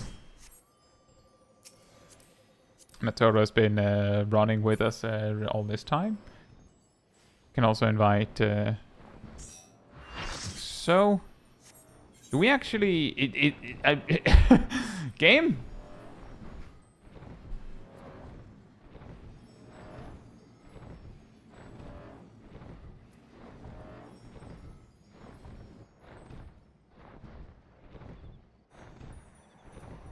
We're... oh, there's a fate up in the north.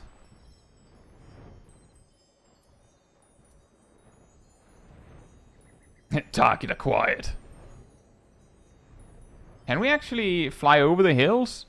We can. Excellent.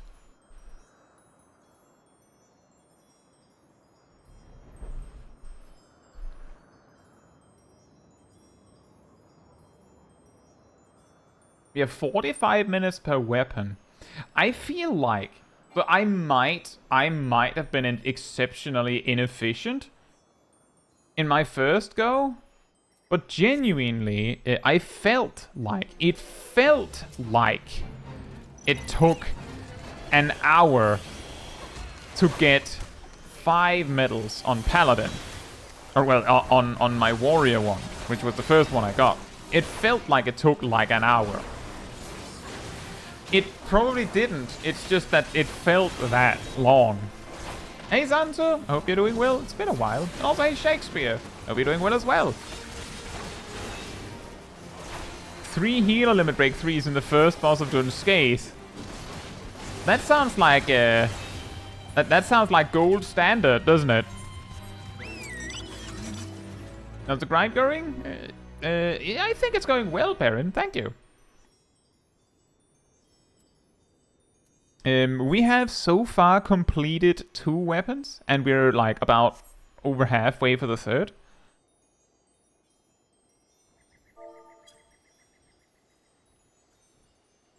You're getting into monk and don't enjoy other jobs as much anymore? So you're no longer a gunbreaker main?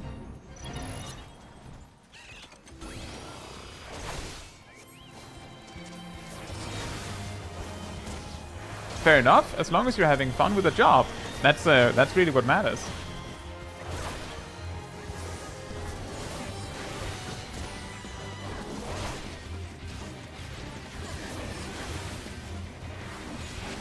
But yeah, the Noscea, the first boss.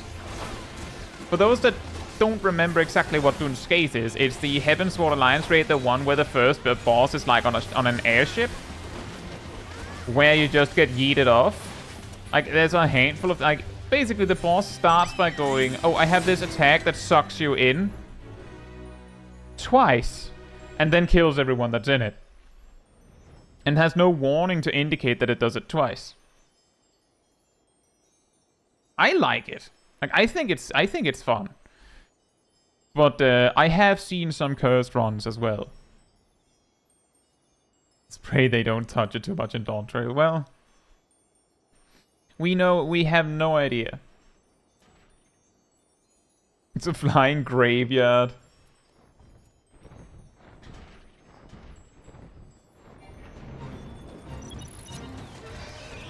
It is actually, fun fact, one of the bosses in casual content. Like, there's a handful. It's one of the bosses with a hard enrage, actually. Or I don't know if it counts as a hard enrage. Maybe it's a soft enrage. You know how the first boss, like, there's like 8 squares of the arena, and it like gradually fills them in. Well, it fills one square in, and then it casts a spell that kills everyone that is on any of the filled-in squares. It can fill in all 8. Which, of course, means if there's no save spots left, then you die. And you lose. Is the event all fates? Yes. It's pretty much just, oops, all fates. I suppose it is a soft enrage. I guess a hard enrage is, well, a hard enrage is when the boss just goes, you're dead. While a soft enrage, I would guess, is when it's like normally like you can fight through it. That's why I'm not sure, because there's no way to survive.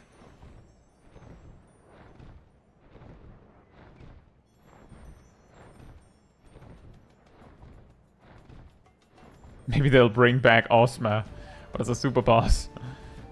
Ardell says in Final Fantasy VI, it is a super boss, the first boss in Noscea, to be designed to be defeated in several. Oh yeah, it's the one with like a giant health pool, right? But every time you fight it, as long as you escape, its HP stays, as it were. So like you can go in, fight it a bit, run away, and then come back, and then fight a bit more, and then run away. Exactly, Gabriel. That's what I was thinking, but if it fills out all 8 squares, then it is a one-shot. Like, it doesn't put doom on you or something. It just flat out just goes, and you're dead. Like, it kills everyone on any filled-in square, and it fills in all the squares. That's why I was like, is that a hard enrage? Or is it a soft enrage?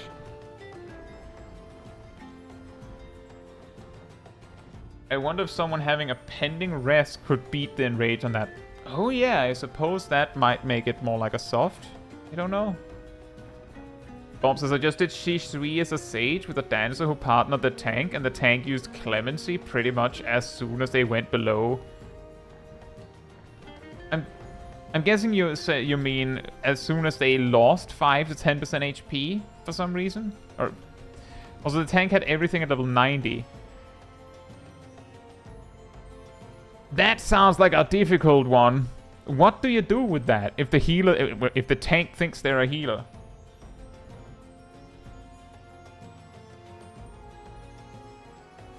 Yeah, I saw that as well, Santo. What I saw of the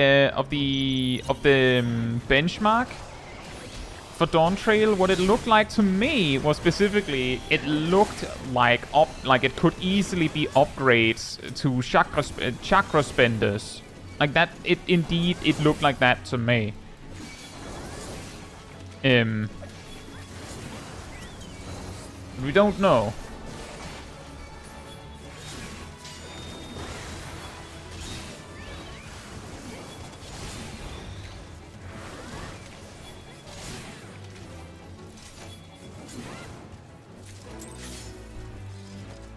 Nine.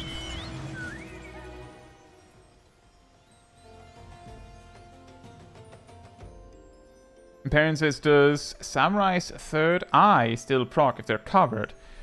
I haven't tested this, but given what I know about cover, if you cover the Samurai and the Samurai is hit by something, then anything about the Samurai is actually completely irrelevant. The only thing that matters for the calculation is that the Paladin used cover. The damage reduction from third eye does not transfer on the attack. Some players say, erroneously, that using defensive cooldowns on the receiver of cover will reduce the damage on the Paladin, but that is not the case. The only things that matters, as far as I know, is the damage reduction on the Paladin. The attack is redirected wholesale to the Paladin as if the attack originally hit the Paladin. Which means that, based on what I know, third eye will not proc if you use cover on the Samurai. It will not proc. But I have not tested this. It is possible that it would proc. Cyanide says, I have a funny story. Well, don't leave us in suspense.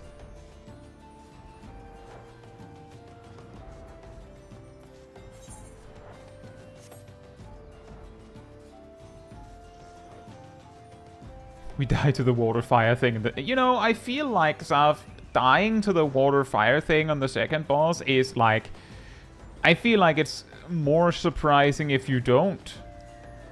Right?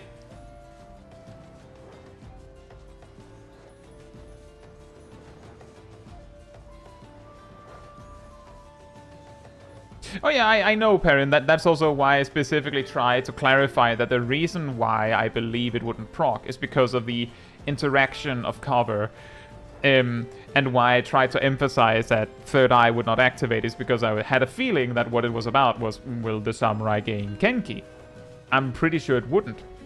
Because when cover redirects the damage, I'm pretty sure it doesn't even show up as like 0 damage on the Samurai. I'm pretty sure it just goes whoop and then just does damage on the Paladin. And that's the end of the story. But that also means, by that exact same logic, that would also mean that if a blue mage uses a veil on a Samurai to redirect the damage to the Samurai, then the Samurai should get third eye proc.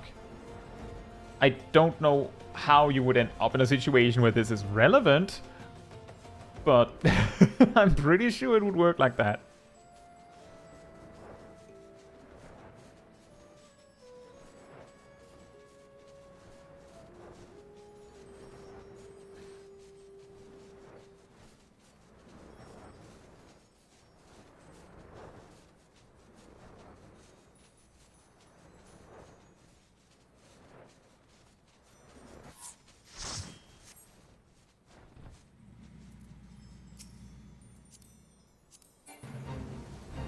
Hi, Graham. Thank you for coming.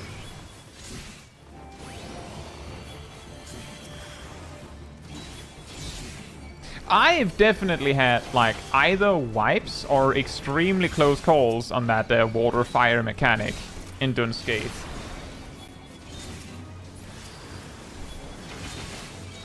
Yeah, Perrin, as I said, it's like a case of I haven't tested it. So there is a possibility that that particular action reacts slightly differently than what you're... Oh, I have 10 now. I have 10 now. Where to next? Southern Thanalan. With Whisper. And once again, if you want to stay there to grind a little bit more, you're of course welcome to. I don't want to make anyone feel like they're forced to come along. It's just that's where I'm going.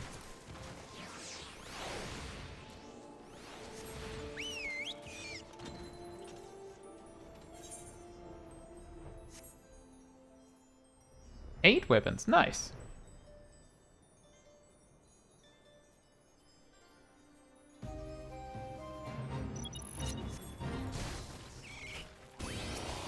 Eh. Look, it's my hunt mark.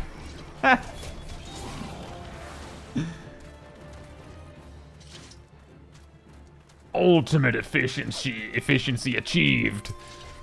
I'm doing Yokai Watch farming and relic weapon farming and hunt marks all at the same time.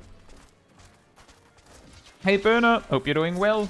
How do you get a carbuncle mount? It's a store item. You have to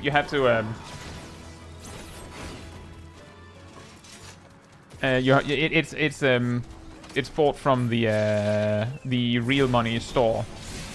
The way I got it was that I participated in a competition in my free company at the time, and the prize was a there's some fates up here, so I'm just going up to activate this one nearby. So I won a mount of my choice. So I chose that one.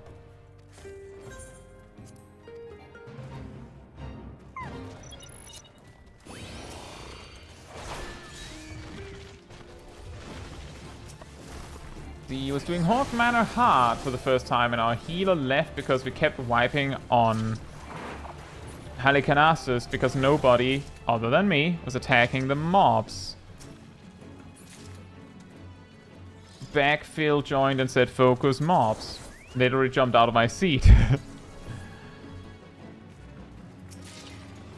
Nobody in the group was a Shroud and everyone else had done it before. Well, the thing there that probably went wrong is... So, I imagine a lot of you have seen my video on what happens if Cerberus eats everyone. Multiple people reported in the comment section of that video there was like that they hadn't known for years how that fight actually worked. I think there was actually one that said, I played this game since A Realm Reborn and I never knew how to do this. What I'm saying with that, what I'm getting at, is if a fight is easy enough to beat, that it is beatable without everyone actually doing it right, then it is very possible and almost expected that players will just not do it right. Where's the NPC we're following? Oh, it's that guy.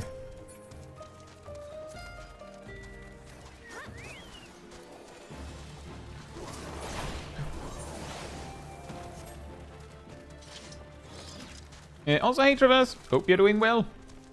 I feel like the Fate train is going fine. And yes, exactly, Perrin. The part of the problem is that a lot of people actually have no idea how to get into the belly. And because the way it's usually presented is that people just go, like they just spout everyone go in the belly, but often people don't like have the time to explain how you actually get in. And yes, exactly, Fortune. That's when the problems start. For example, with Halicarnassus, if you can get away with 3 players knowing the fight and only 1 not knowing, then it still means that it is perfectly possible that you can have like a group where everyone has done it before, yet none of them know how to do the fight correctly. Because you could have had, each of them could have been the one person who had no idea in each of their groups.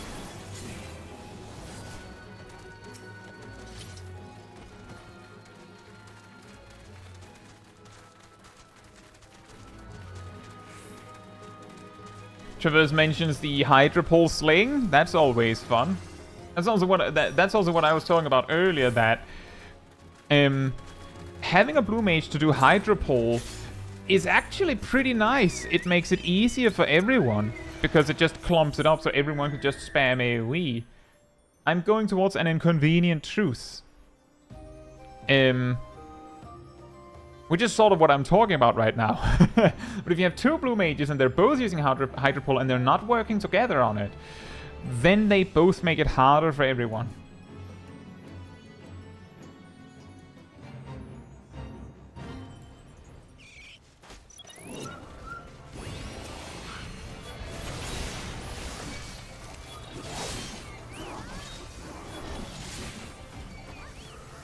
Karen says, I feel like the near raids were kind of hard when they came out. Not to the level of Evilise, but up there. I mean, the near raids are hard now.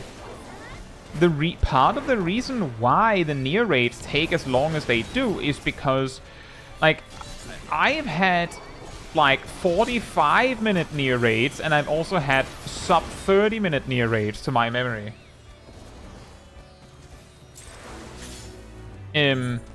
The difference... Oh, there's two bosses up in the corner here.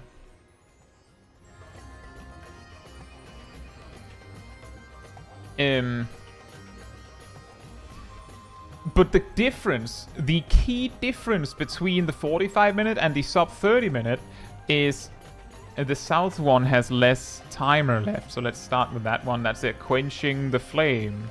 I know we're flying right over the first one. I know it sounds silly.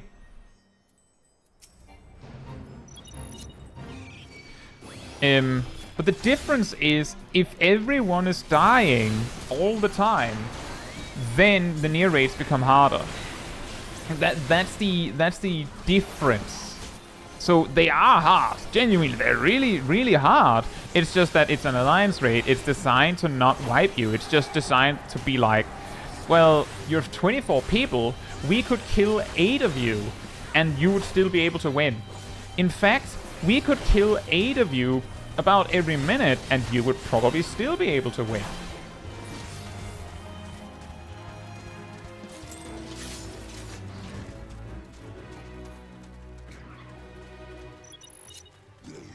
He's a Twisted Fire Starter! Twisted Fire Starter! And he's dead!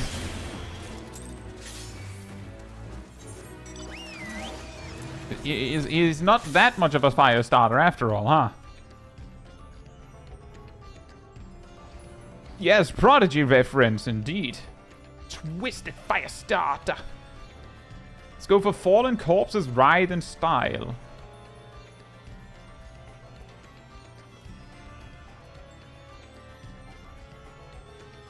And yeah, that is correct, Traverse. That is the story. Yoshi P had to tell Yoko Taro to tone it down since Yoko Taro wanted them to be even harder.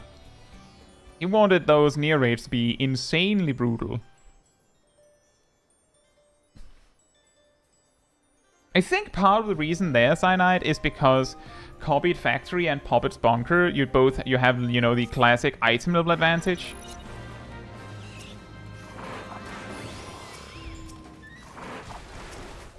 Da-da-da-da-da! It's the Mandeville one!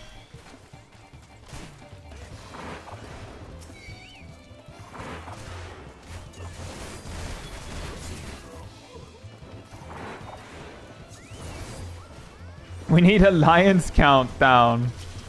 Trying to kill an Alliance raid sick with as few people as possible. That could actually be interesting. Now the problem is that I wouldn't be... well, I guess we could start with less people.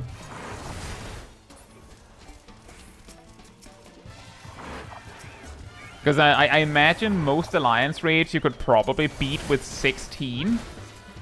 Just as long as you spread them out somewhat evenly.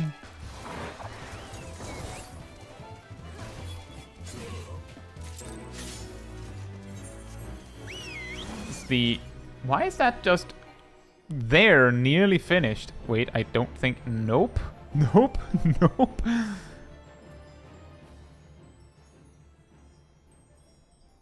Why is that one just left there with... Oh. I get it. I think I get it. You just need... Yeah, exactly, you just need 23 other testers. That's kind of the problem.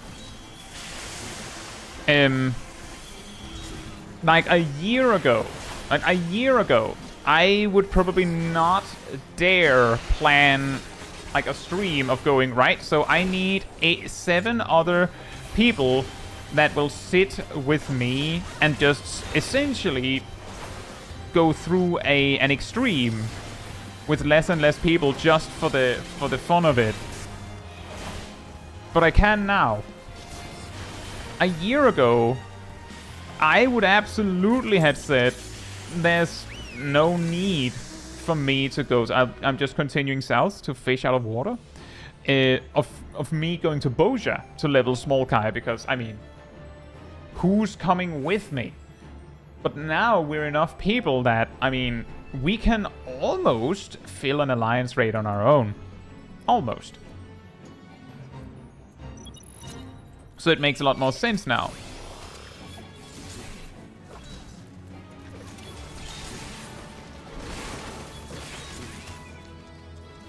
Where was Gondor when Rohan called for aid? That is a good question. Don't know why I'm running off into the sands here.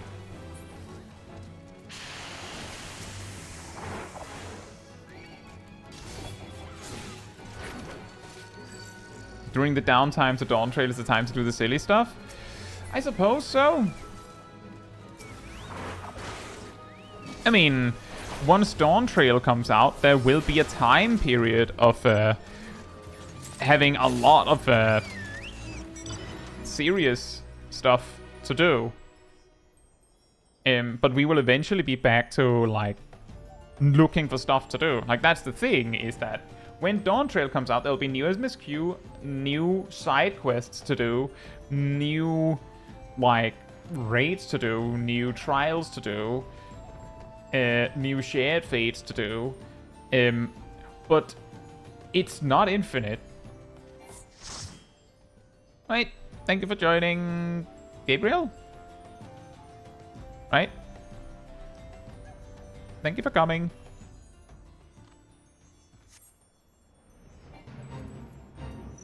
Oh, look, it's my hunt mark. But, and my point is that there will be a bunch, like, when Dawn Trail comes out, there will be a bunch of things to do, but Dawn Trail isn't like an infinite well of content to do. Eventually we'll be back to this, to like silly stuff. And I don't know what I will be doing. Like, I don't know exactly what I'll be doing, what I'll be streaming, and what videos I'll be making. I'll probably be spending a lot of time on making job guides, for example. Let's do the one in the corner first. Spark off the bench. Are you going as well, Cat Damon? In that case, good night. I hate this fate. Which fate, Cyanide?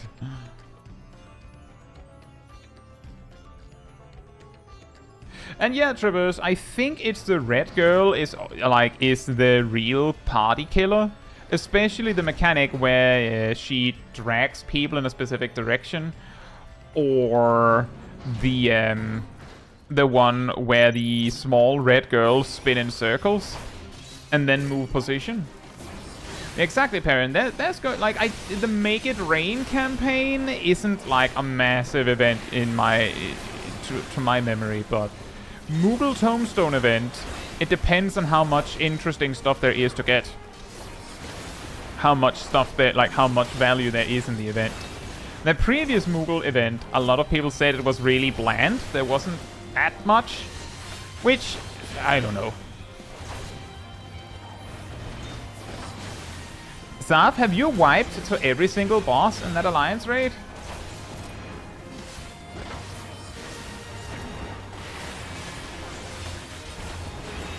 Or did you not also... how about Skazech?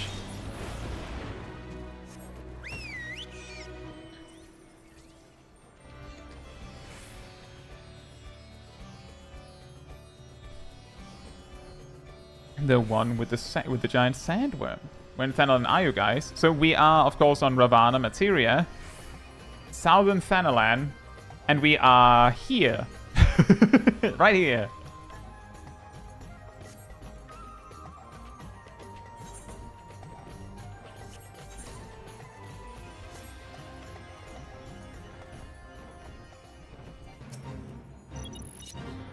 Look at this chonker. Look at this boy. Oh, wow.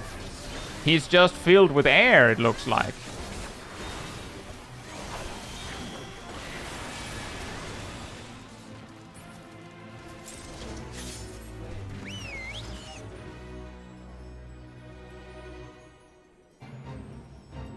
Human says, is it still okay to join? I mean, you are welcome to join up with us. I only have seven people in my group, so I can invite one person when I see one. But you're welcome to just follow along with the squad. If you are in the area and I'm not inviting you, and you're looking for an invite, like come on, just make sure that that I can see that you're looking for me. But you're welcome to join.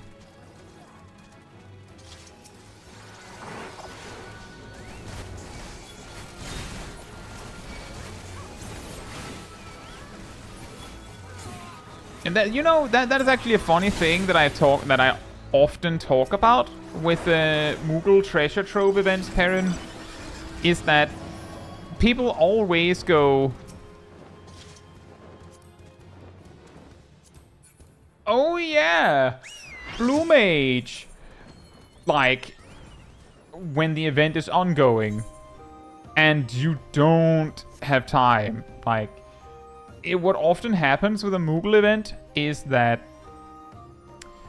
right at the start, and kind of throughout the entire event, there will be players trying to, like, prep their Blue Mages, and in, like, from what it looks like to me, because I don't know, of course, but what it looks like is that they start on it, and then they realize that it's too late now, and then they just, like, circle back and then just do something, like, do some grind that doesn't require Blue Mages.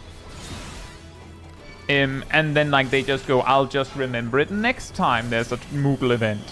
And then the Moogle event passes, and then they don't. And then next time there's a Moogle event, they go, oh, right, I forgot the Blue Mage thing. Right. The Blue Mage thing. There's one really far north.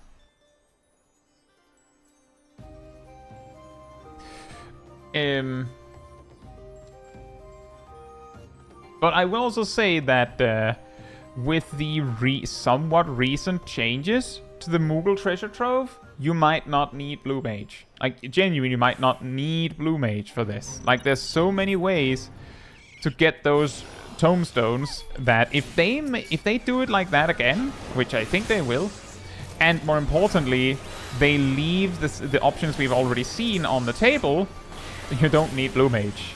Like, I got most of the Moogle tomes or mock tomes last season of it by just hanging out in the gold saucer. Like, I just hung out of the gold saucer. Just did the gates whenever they appeared. That's all I needed.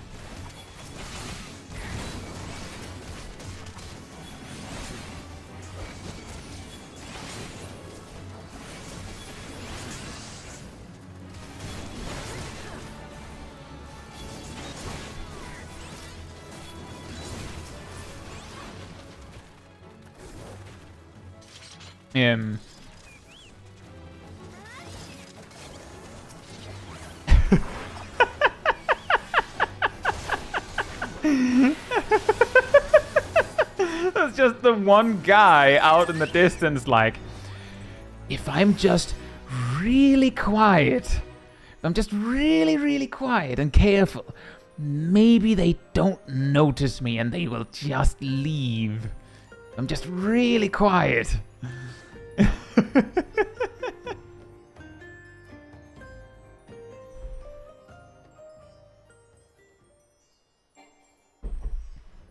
Yeah, I had a feeling. Yeah, part of the problem with Blue Mage is that it feels like a bigger hurdle than it is, I think. I think that's ultimately the problem.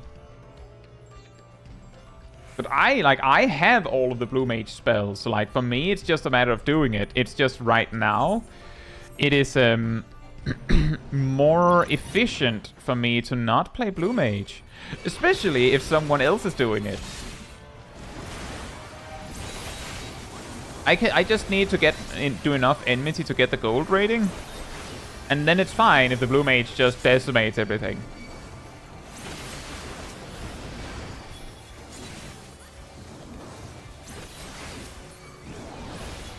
Paladin your favorite job? Probably not. I do enjoy Paladin, and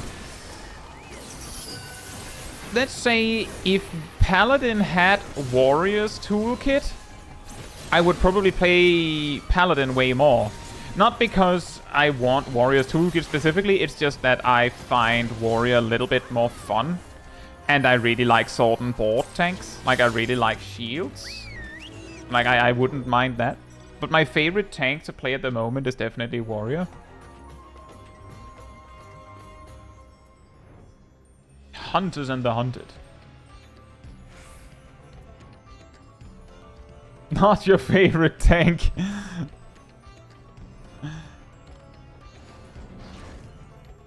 I don't understand what you mean there. The reason why I'm doing this with Paladin is actually just a coincidence. Years ago at this point, years ago, I discovered that to unlock Mentor Roulette, I needed to do, you know, basically all casual duties in the game. Which includes the 2 trials that are mandatory for, the 2 trials that are mandatory for the, for Paladin, not Paladin, for A Realm of Orn Relics. And I just randomly decided to do that as Paladin. So I just had Cortana. And like a few weeks ago, like I was really bored. I was like, what could I do? What could I do? What could I do? I could progress my relic. And then I reached the Atma step, and I did that for a little bit. That's why I have 3 of the Archer, because I just did it in the area to see how it works. And then I just didn't have time for it, and then the Yokai Watch event came up. I was like, oh yeah, you could do that. And then it just made me, like, it just meant that I was obviously I was a genius.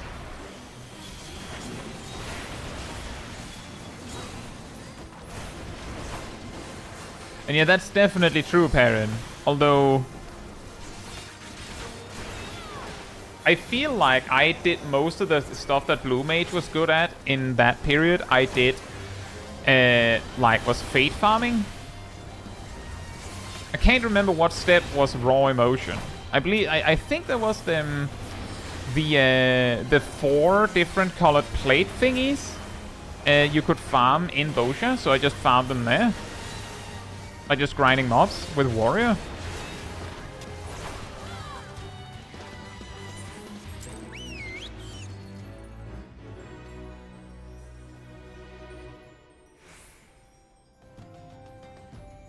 I don't know if Sheltron nopes damage. It reduces damage by nearly 30% when it's Holy Sheltron. But I get what you mean. Sukep says, I think Paladin scales bad at lower levels. I like it. At 90 you feel indestructible but don't want to do daily roulettes with it. Ah. I see. I don't know. I think Paladin is fine at higher levels. It's just that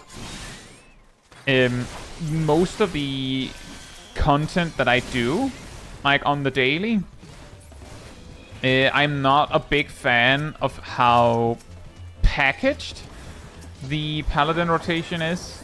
Like, Warrior is easier because you can just click inner release when you have it.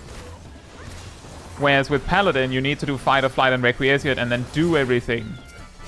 Because Warrior doesn't have a personal damage buff, so to speak, it's easier. Because it has a buff that enables you to use your best attack, and that best attack gets a damage boost, essentially. which is easier to use.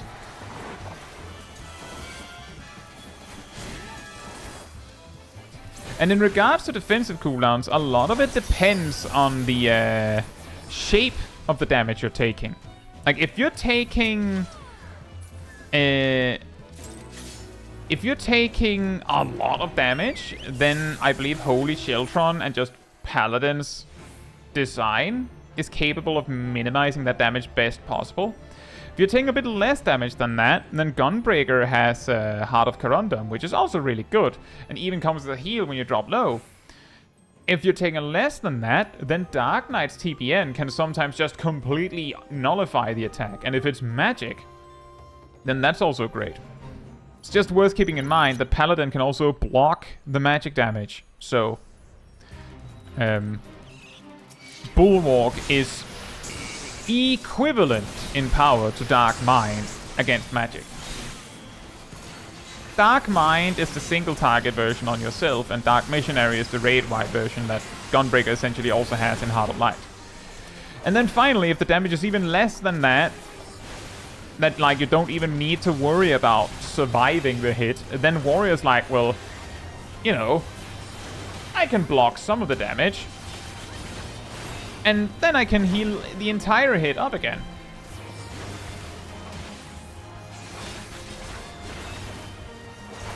Parents' raw emotion was the part where you could do Delubrum Reginate for like 3 at a time.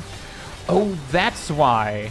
See, the way I did Shadowbringer's relics, and I have all of them, by the way, fully maxed out, was that I would have every single step running at once, and then like finish them as like, so that I didn't like have like a straggler way in the back. I had all of the quests until I had completed the first step on the first one, and so on. And made sure to like spread it out so that when I finished one weapon, I still had another weapon to fill in the gap and things like that. Which meant that Delubrum Reginae gave you 3 of one step and 2 of the final step, I believe, simultaneously. Which meant that if you had both of those steps, you got essentially 5 items, and I believe you needed 15 of each.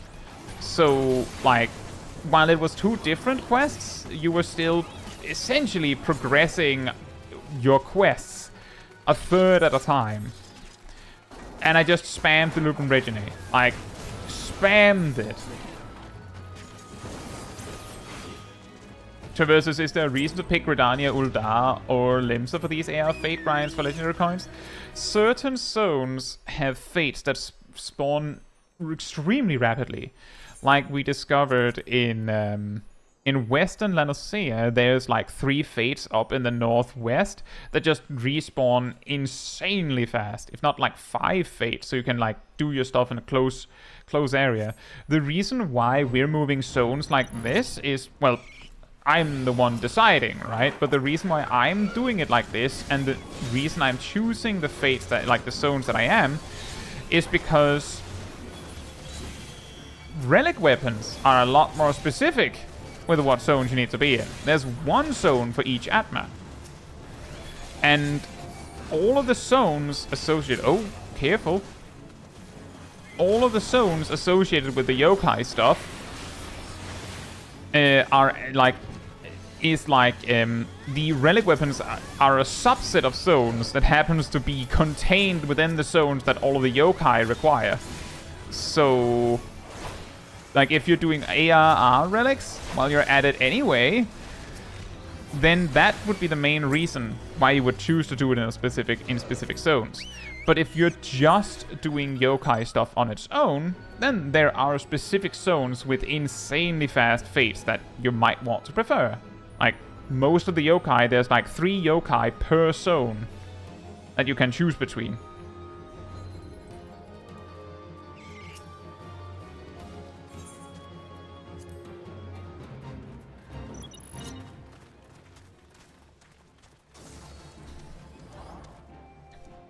Could you imagine if Sheltron was that good? Absurd. Like, could you imagine if Sheltron nullified damage for 6 seconds. That would be insanely good. Now we'd finally have something to compete with Warrior, right?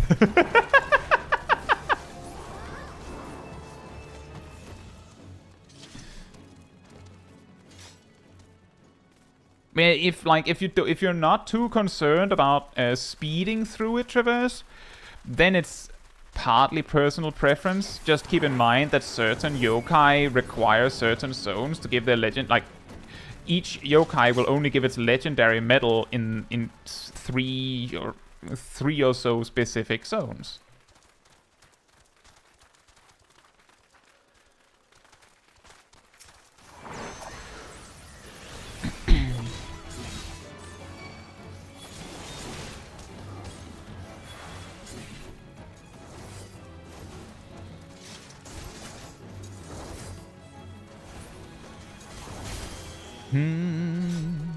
Personally, as I said, I just found the way to just go, well, I don't need to be in a specific zone beyond, like, I'll work on all of the relic weapons, so I have reason to mix it up, so I just don't, like, spend, well, 30 medals worth in a single zone. I get a more variety.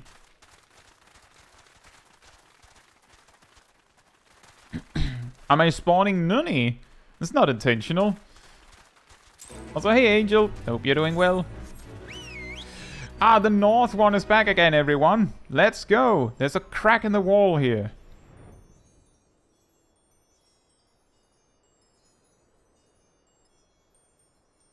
But yeah, that's the way I did it in Shadowbringers when I was doing the relics, is that I was doing all of the relics all at once. All of the Shadowbringer relics all at once to the best of my ability. And because I had all of the quests, it meant that, like, I could do any of them. And because the Lubrum Reginae gave 3 of one and 2 of the other, I could, like, just spam the Lubrum Reginae. That's why I've done the Lubrum Reginae so much.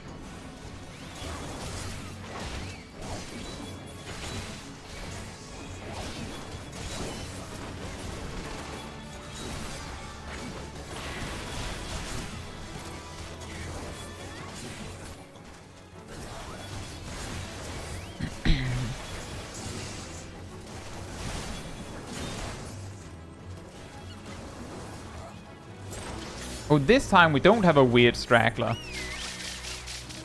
Flying in this region was an after... That is true. That was an afterthought. Consider that. Back when the Yokai Watch event originally was implemented, you couldn't fly between fates. Actually, when the Yokai Watch event initially was implemented, there were no blue mages. That's how old this event is.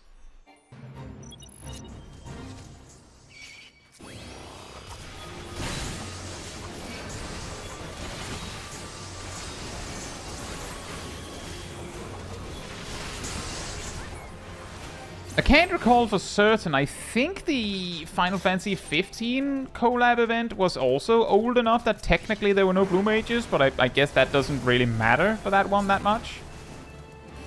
There was that fate you could do a few times, and I'm pretty sure it was exactly like that. No blue mages.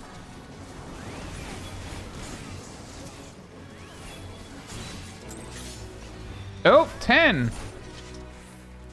10! See, then we go to... Oh, I don't know how good this one is, but the last one I wrote was Outer Noscea. I'm pretty sure that's the... Isn't that the one with the big lake? Let's see. Let me just see. Oh no, this is a good one, I'm pretty sure. For Outer Noscea, your options for anyone who's following along at home is US Apion, Blizzaria, and Noko.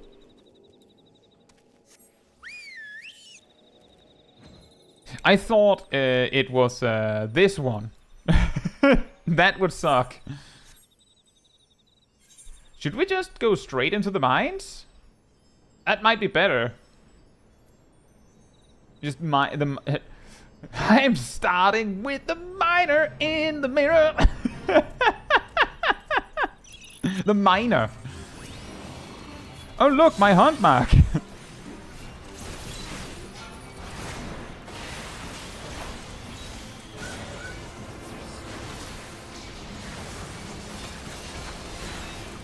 Waiting for Beastmaster to break the whole game again like Blue Mage did. There's a possibility that Beastmaster will feel more grounded. Just in contrast. Like, it'll take quite a lot for Beastmaster to destroy the game more than Blue Mage already has. Oh, what?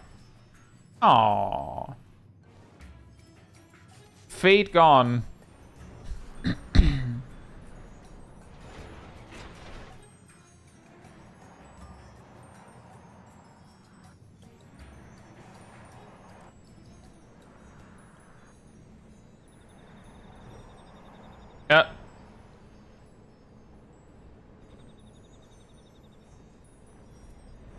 Confusion.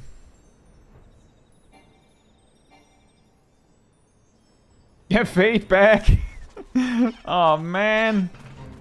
Oh man.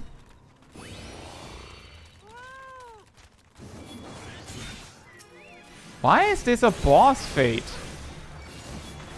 What is the boss? The toolboxes we found along the way? What's happening here? I'm confused.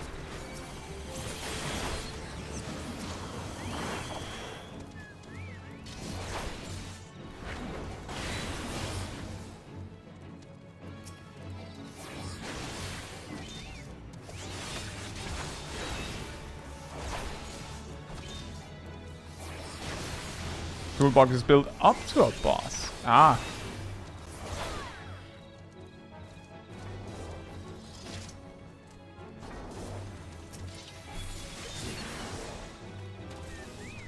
Bruh. Da da da da da da. Toolbox. Boink.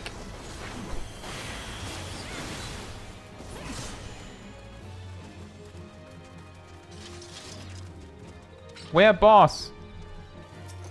Where am boss? Oh, there. It's Gozu.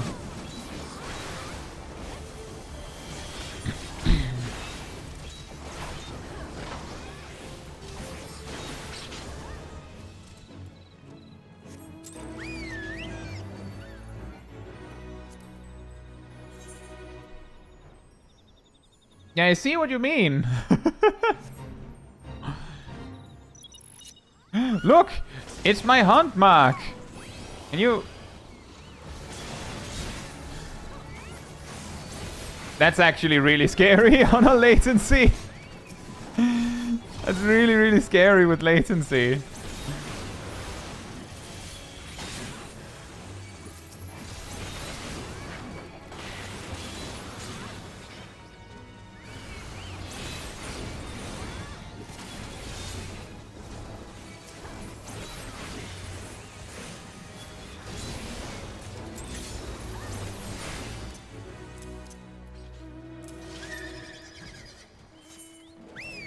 Alright, Shaq. Thank you for joining up.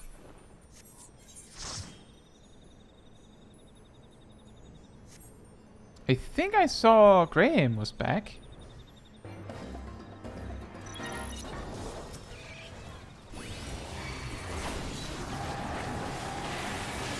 Maybe not.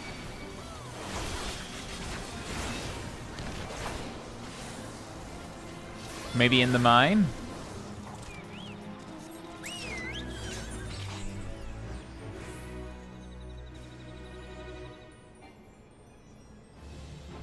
The Blue Mage is currently abusing the permanent spawns in the mines? What? Maybe there's something to that. Oh, what?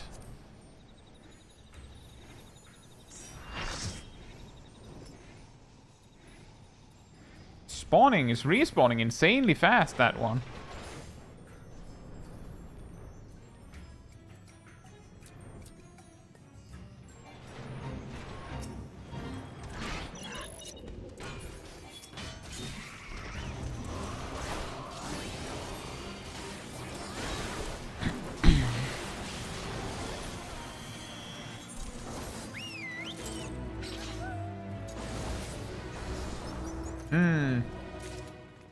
So what do we do now?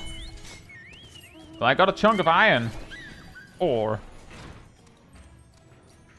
Oh, like that. Okay, I think I'm getting it. Kind of.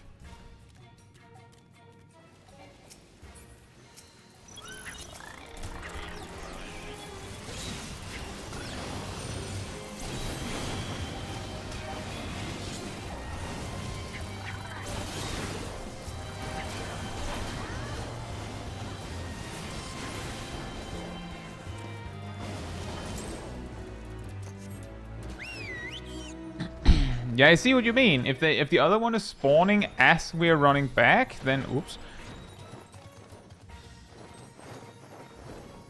Hey Muels, hope you're doing well.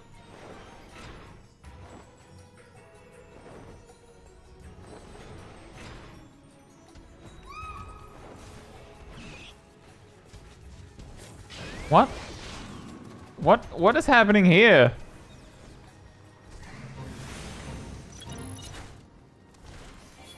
Where boss? Where boss? Huh? Oh. Well, take your time, buddy.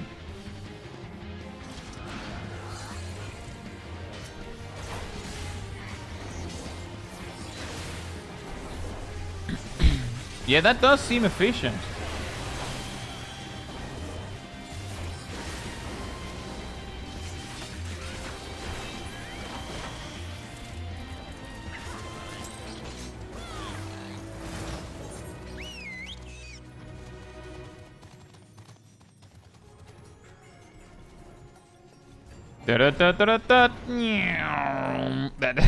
That is a little silly, isn't it?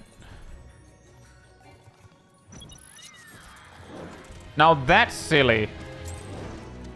That's maybe a bit unfair. There's a blue mage just waiting over the other one to instantly kill them. Hey, hello, Lan Jojo. Hope you're doing well. No, that's not illegal.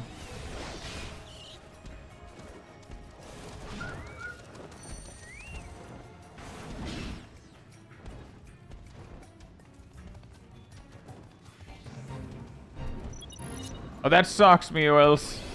And that's the worst. Oh, man. The car parking lot special. Well, I want you all to remember that there are also red mages that are not red, and white mages that are not white, and black mages that are not black.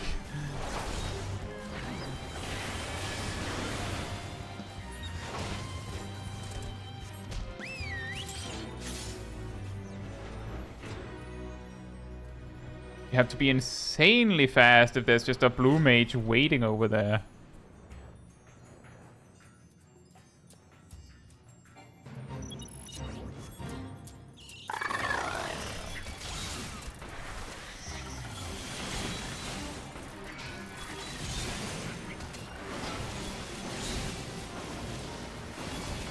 Hey, Coco!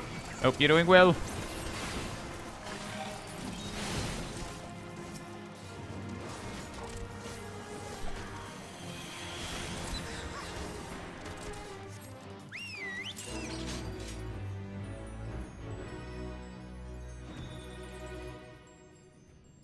Yeah, I absolutely agree. I think if I was playing Blue Mage on this stream, surprise I'm not, I would probably not use Missile.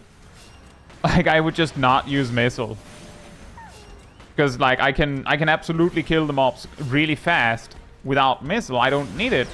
And it would also make the mobs die in a more predictable fashion when they don't just go BAM! Half HP. And like, the thing is, you don't even need to, like, use all of your OGCDs. Most of what you need is, as you said, Caetsu, just Hydro Pull.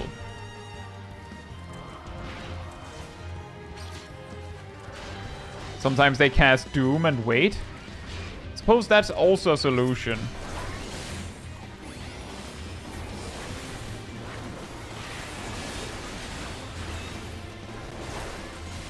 But it is quite funny.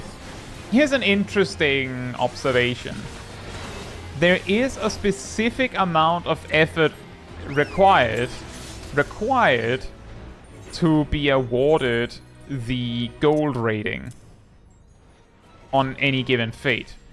I am reasonably sure that they don't show this visibly because... God, man. It's a bit inconsiderate, isn't it?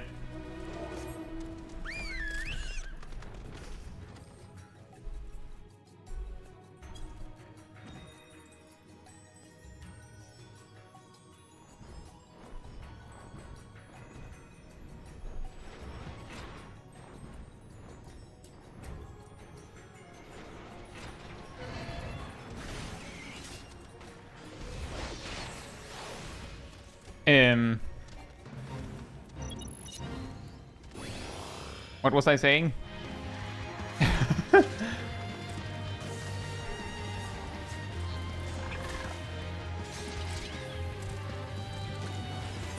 I completely forgot. Yeah, right. There is a... Like, given that there is a very specific amount of effort you need to actually get the gold rating, they could just show you. Like, they could just have a bar over here showing how much like how far you are from gold rating. Like, they could literally just have like the medal that you're going to get shown underneath to just show, oh, you're getting this one. And I'm reasonably sure that a lot of players would just stop, like, and let others have a go once they've gotten their gold rating for stuff like this, if they could see it. But it's hidden, possibly under the logic of, if you could see it, then you might just, like, you just do exactly the amount you need for the fate, and then you just leave and go for the next one. Which also makes sense. Like, if you're fate farming like this, and you can see, well, I've done like 5% of the boss's HP, and I already qualify for a gold rating, I'll run to the next fate. That could make the problem worse, right?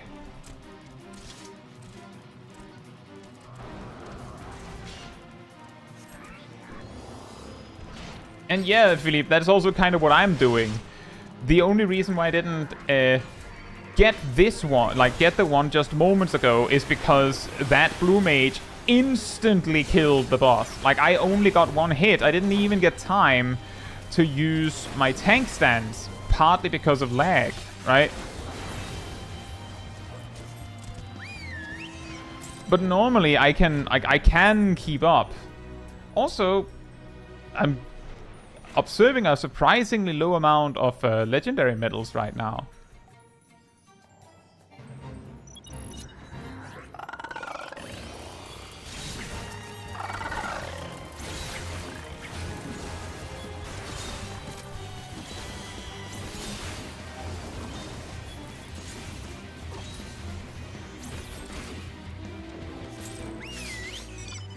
See? You just have to complain.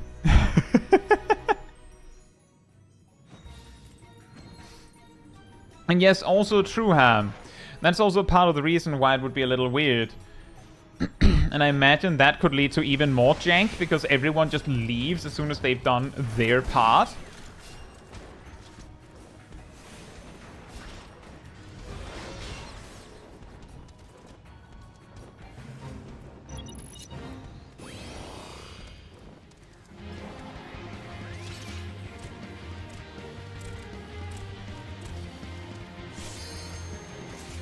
Also, hey Warcraft Traveler, I hope you're doing well, by the way. And Jeremy.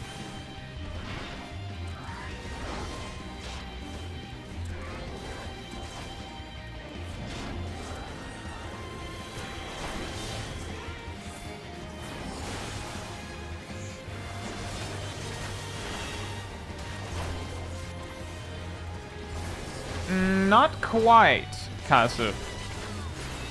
The problem there is if you've ever dealt with hunt trains, when people just decide to pull like a hunt mark anyway and just ruin the hunt train experience, you can't report those people either. It's open world content. The people just insta-pulling and insta-killing, like it just going for it immediately, they have just as much right to that as you do. It's open world content, anyone can do it. This is a fate, it's open world content. You can't report someone for choosing to participate in a fate. You're like, at this point, you would essentially be reporting someone for being too good at clearing the fate. That's not illegal. Just like it isn't illegal to be bad at the game, it's not illegal to be too good at the game. But I do see where you're coming from. It's just that this doesn't count as disrupting other people's player experience. Alright, F-Dot. I don't think there's anyone waiting for a spot. Yeah, exactly, Traverse. TLDR, not against TOS, it's just kinda inconsiderate. And that's also what, like, when that person did that and I got completely halted when I got a bronze rating the first time today, I wrote that it was a little bit inconsiderate to do that. They haven't acknowledged it. Like, they didn't respond to it. They just act. I'm guessing they're either just they don't care or they are choosing to act like they haven't seen it. Who knows? But it is certainly inconsiderate.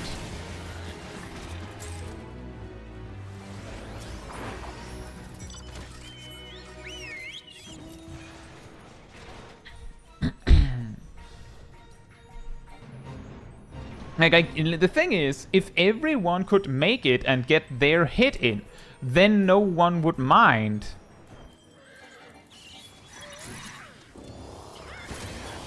That's really the problem. Is that, here's the thing, if the blue mage just like did the freeze and then just stood there for like 30 seconds or like 20 seconds even in this case, given how close people are, like they just get there first, freeze the boss and just wait and go, all right, it looks like everyone has got their hit in, ultra vibration, then no one would say anything about it. Like, it would just be like, okay, that's really efficient. But because they're like deep freeze, ultra vibration, so no one has a chance to do anything, that's when people notice.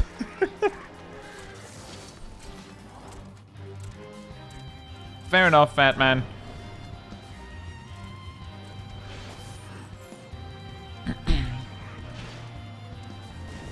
I don't know if, like, I do have a spot, so if there's anyone here hanging out in the area that is, like, with the group, then you just have to make sure that I see it.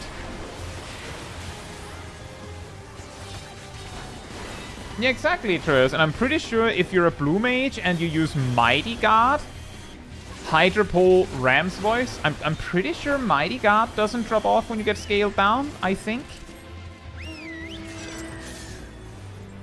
Then, like, you get so much enmity for that you probably don't need to do anything else. Just Hydra Pole, Ram's Voice, and now you're done.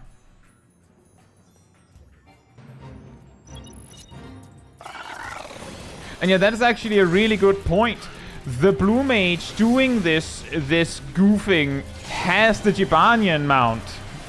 Doesn't that mean they're done? Doesn't that mean they're already finished?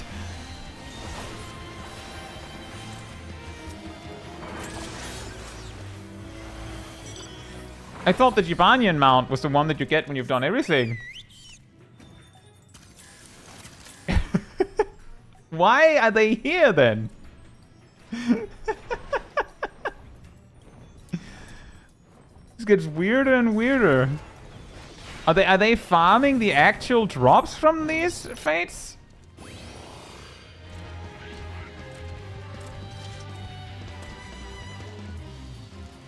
They want to help people. In quotations, that could be.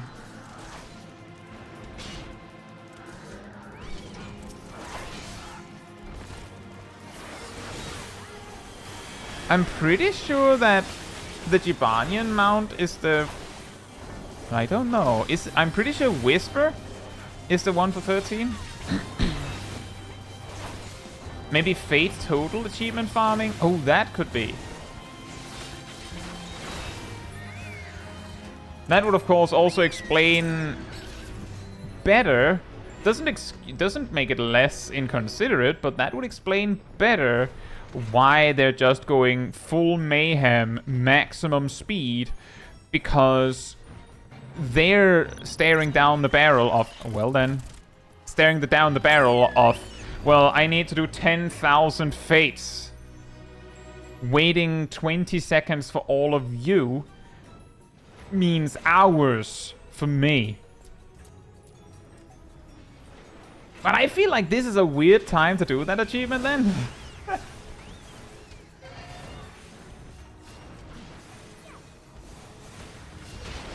Traverses, at that point I'm suspecting they're there specifically to grief. That could also be.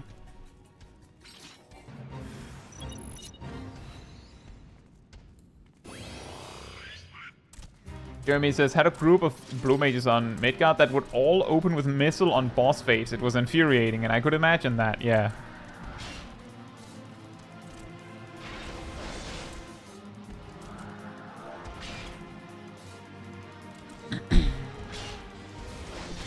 One nice thing about this as well, leveling. That could be, yeah. If you like leveling with fates.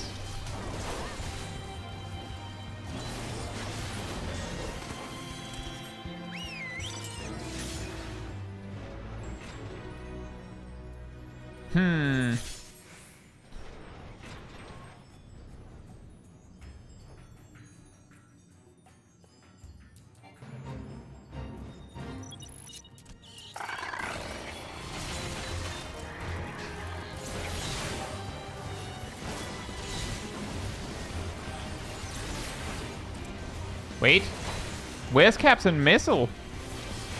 Did he leave?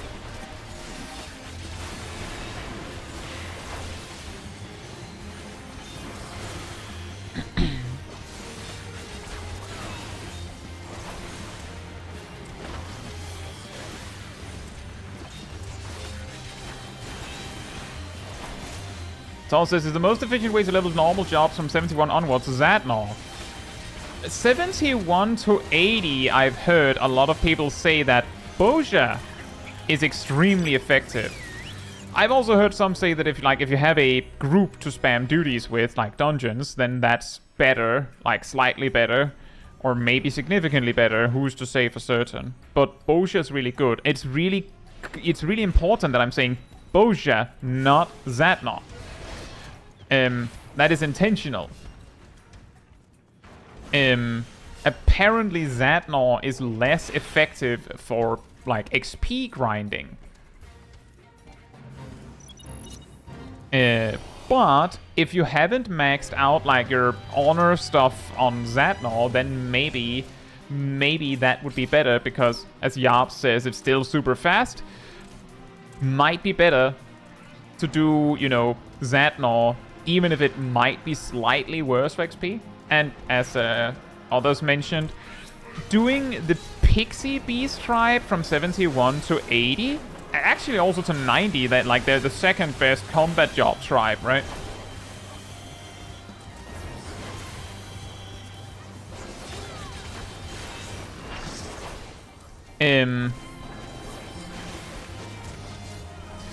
Like, you could do that every day.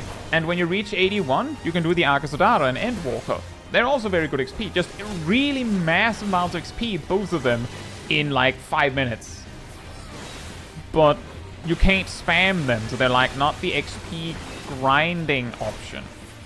But if you only were to do one thing, they're like possibly the strongest concentrated XP you can get. Like, it's that fast. But after that, Bozja's good, Zadnor's good, dungeon spamming is good, daily roulettes is really good. But some of the options become worse if there's a long queue, for example. Like, roulettes become worse if there's no one, like if you're sitting in queue for an age. And yeah, that's also true as Perrin mentions Wondrous Tales. Actually, I have a guide. A leveling guide. I actually have 2 of them because I updated it. I have a leveling guide on the channel. And I do mention most of these things.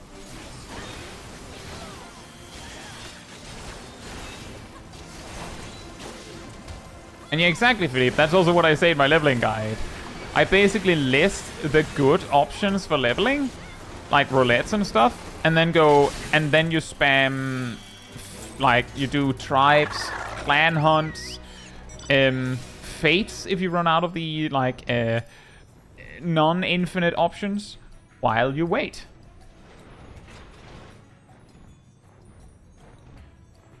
The main downside of fates is that unlike clan hunts and tribes, for the most part, if your queue pops in the middle of it, then you just continue when you get out of the duty. But with fates, if your queue pops, then you don't get the reward. And then you just don't get your fate reward. The Wondrous Tales is half a level to whatever job you happen to have equipped at the moment of hand-in. Half a level. That's also why I mention it in my Dawn Trail preparation guide. Okay, came out last week? Yes.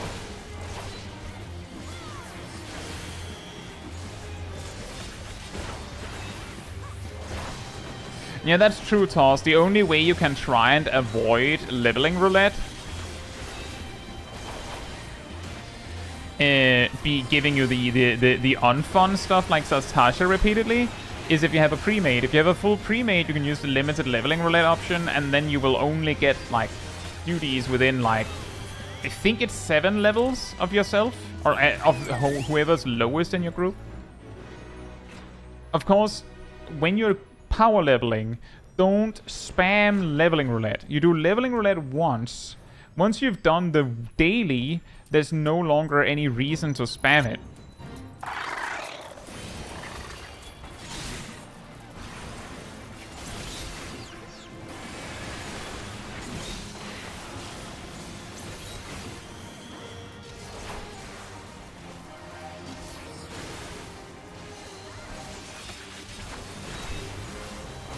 And yeah, that's also another good one, Jeremy. If you have any interest in leveling up your trusts, then doing it while you have jobs in the same level range as your trusts is a good idea. Once you no longer have that, you are in the predicament of no longer being able to double dip. And your frontline is amazing as well. It's just that a lot of people would rather never do PvP if they had the choice. Which is understandable, by the way. It's a very different experience to PvE.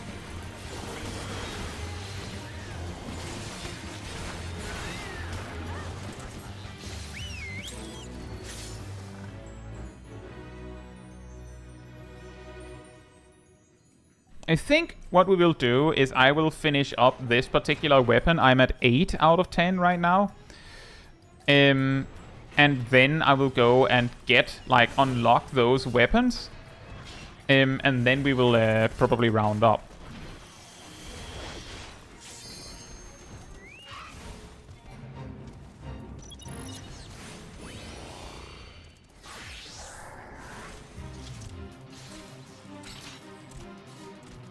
I feel like I don't know what it is, Catch, but I feel like in WoW it's often you might feel a lot more helpless, just due to like things like the sheer amount of crowd control that you can be faced with in PvP.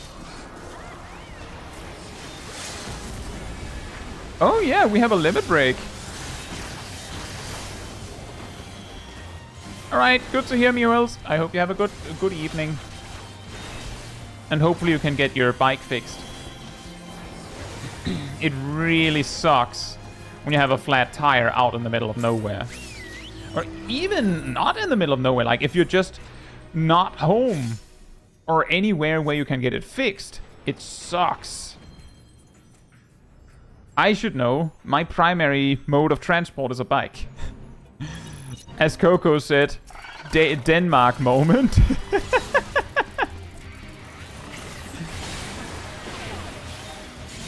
I mean, in Final Fantasy XIV PvP, you can absolutely get chain stunned, but at least you have like a 3D card every 30 seconds.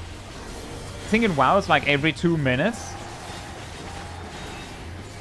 When they redid PvP, didn't they add CC to pretty much CC for pretty much every job? Kind of. Some jobs don't have crowd control, but they changed a lot with the rework. They changed a lot of things.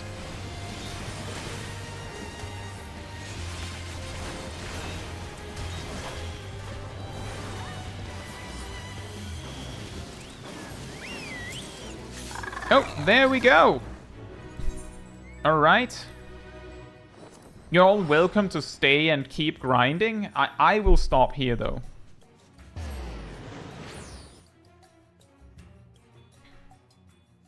Five weapons in 3 hours. I feel like that's pretty good. What was it, 45 minutes per weapon, someone said? Let's see. That's actually way faster than that. 5 weapons in 3 hours? It's like...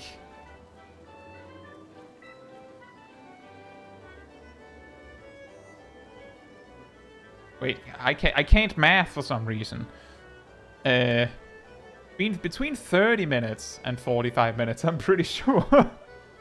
36 minutes per, thank you.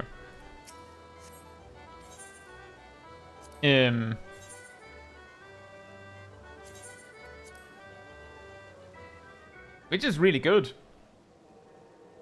I suppose we had some really good ones for some of them. Like when we were doing the Zahagin ones, and then we did this in the mines. I don't know if I'll actually do this for all the weapons that can be done in those mines. That was something. Let me say that was something. Let's put it at that.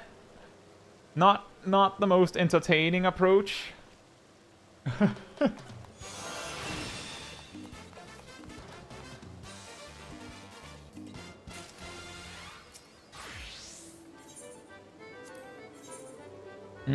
Didn't I have a third one? Am I blind?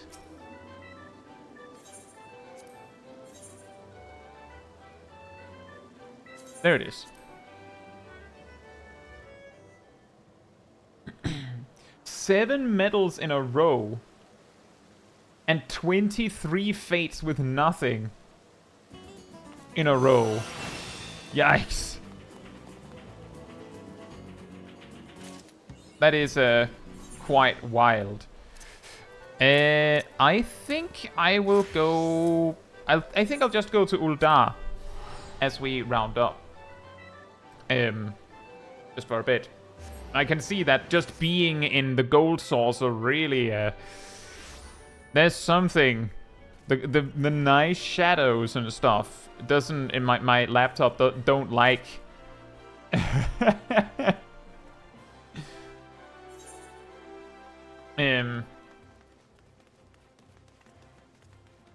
Yeah, here's an interesting thing. Now, it's really random to finish on a fate farming stream by talking about PvP, but here's an interesting thing about before the rework of PvP in Final Fantasy XIV. So before the rework, for those that didn't experience it, healers could spam their healing spells, as in Cure 2, Cure 2, Cure 2, Cure 2 and stuff. Like, basically, before the rework, instead of the way where you have, like, Recuperate, which spends 2,500 MP to heal you some, you had, like, I think 3 potion charges, and they recovered every X time or something like that. Which meant that MP was actually relevant. But healers could, spam heal, which meant that what decided who won in a battle was in some capacity. Like, if you had enough burst That is of course one thing, but under most circumstances, in like a reasonably fair fight, what decided who won was who ran out of MP first was the ones who would lose. Because the healers would just spam heal. And you know, the thing that made that dumber is before the PvP rework, Frontline worked the same way as it does now with the battle high and all that. Right? Which means that you needed to attack enemies to get credit. But as a healer, because you could spam heal endlessly, you often felt compelled to just heal people, which meant you didn't get any battle high. You can probably see how this clashes with what you're supposed to do in PvP. And yeah, healers were weird. And specifically, so here's the thing, the PvP rework happened during Endwalker, not at the start, during Endwalker. Which means that Sage and Reaper actually existed in PvP before the rework. And I remember in the Borderland Ruin Secure, the way that map works is that there's 6 nodes, and you take them over by just being like the only team on a node for a set amount of time. You like make it neutral and then you take it over. And then every so often there's robot nodes in the center that you can attack and fight to get points as well.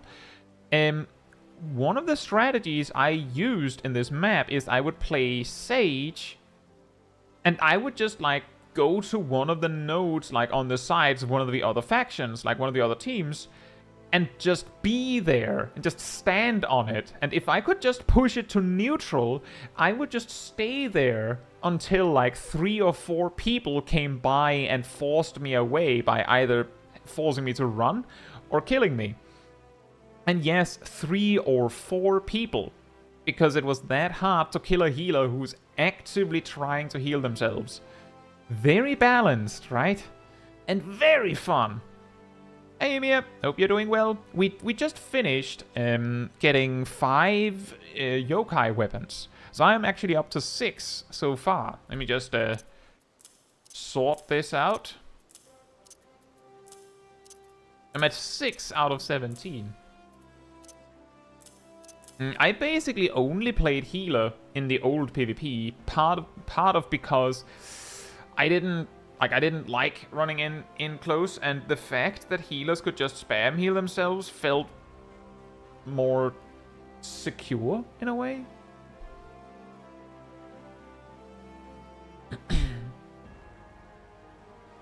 So part of the reason, like part of the things they fixed with the rework is that I don't know if this is always the case, but under most circumstances in PvP in Final Fantasy XIV, if you have like a 5v5, for example, like in Crystalline Conflict, no job is actually capable of healing more than they can do damage for the most part. Like, healing is at a much greater premium than damage. Which means that an ongoing fight is bound to draw to a close eventually. And the key word being eventually. Because, yeah, every, like, so you regen 200, I think. You regen enough MP to heal yourself quite regularly while in PvP. And there are heals, but they're all finite, whereas damage is basically infinite. You don't run out of ways to attack people. So that works. Like that's the thing, is that I think it's good game design if they design the game mode to always like move towards victory somehow, right? And yeah, there was also when they did the rework, I remember though that almost immediately people discovered that in specifically Seal Rock and Unsalaka, you know, where you have to send a person up and interact with a node to take it, people almost instantly discovered that, well, you need to take damage to be stopped from taking the point. And Paladin in PvP have this action called Guardian, which is basically super cover. Unlike normal cover, super cover does not have any exceptions. It actually redirects all damage in the game to the Paladin.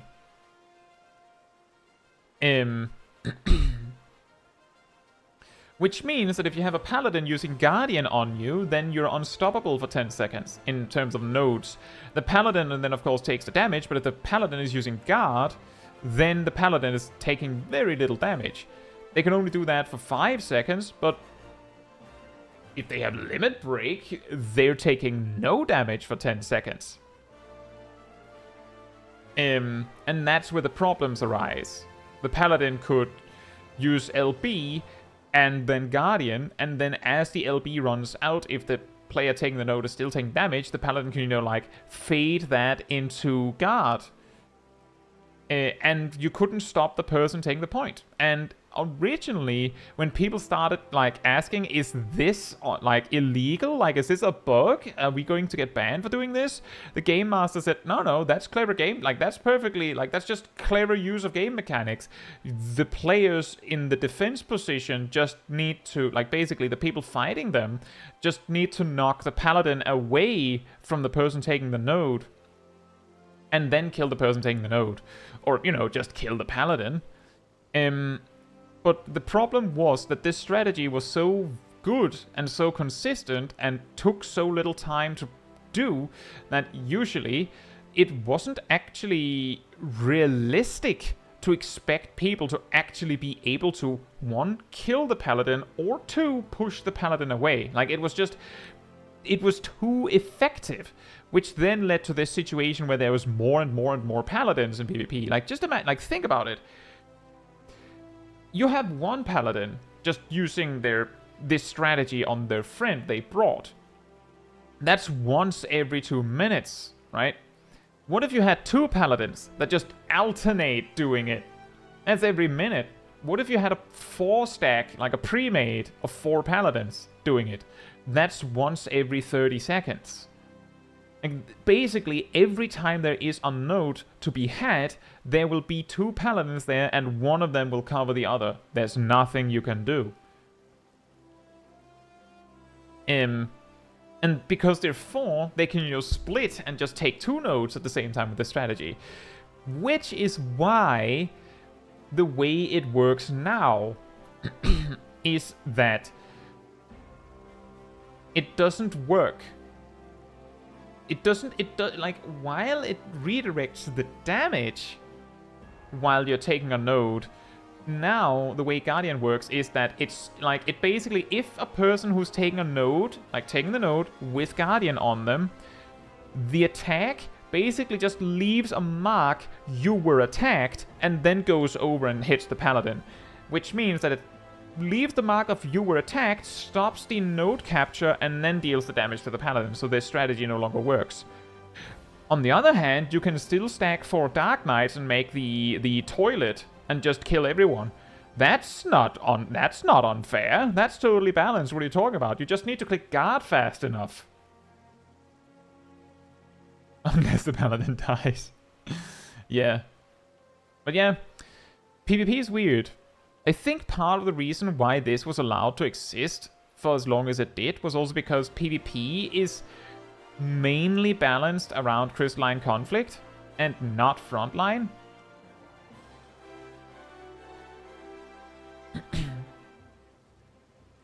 And same, Cyanide. I've asked for nerfs for so long. It's not like, the thing is, Dark Knight on its own is fine. Dragoon on its own is a little annoying sometimes, but it's fine.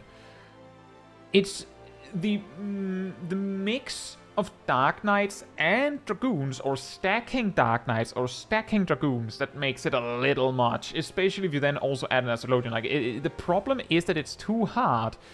The problem is when you see them line up their limit break combo, your countermeasure is option 1, you can try and stun them, As in, you can stun the Dark Knight. The Dragoon is still landing on you, but you could try and stun the Dark Knight and run. If you're fast enough, it'll work. Unless the Dark Knight used Purify preemptively, in which case that is no longer an option. It used to be a counter, which means that the only safe counter is you click guard. You see the toilet appear, you get pushed in, you get pulled in, you click guard. You might have seen me in frontline do this many times. I see a Dark Knight, I'll fight them, they pull me in, guard, instantly guard.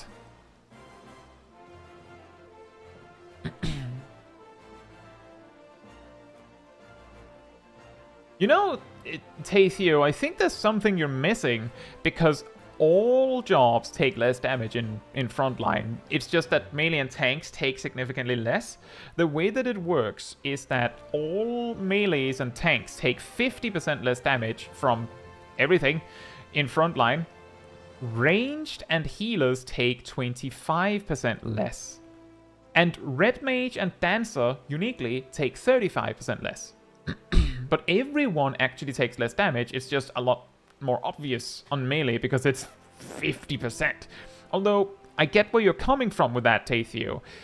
I don't think that solution would be better, because part of the problem is still that because of the sheer quantity of players, you just detonate, you just get erased. And I'm speaking from experience, because I played frontline after the rework, but before they added built-in damage reduction. The way PvP worked in those first weeks were armies of white mages and summoners. And white mage's limit break is a laser beam of, I think, 40 yalms. You would just be like hanging out, totally safe, and then suddenly your HP bar would just empty. And then a few seconds later, because how the game works, or a second later, you see like 4 white mage laser beams just blarg at once, and you're dead. Or you would just like, you're trying to capture a node, and then like you see 4 Bahamuts, just... And when you see them, they basically already tagged you pretty much, so you're dead. That's kind of the reason why they added this kind of damage reduction, because it's just not possible to play with that many players if you're doing full damage.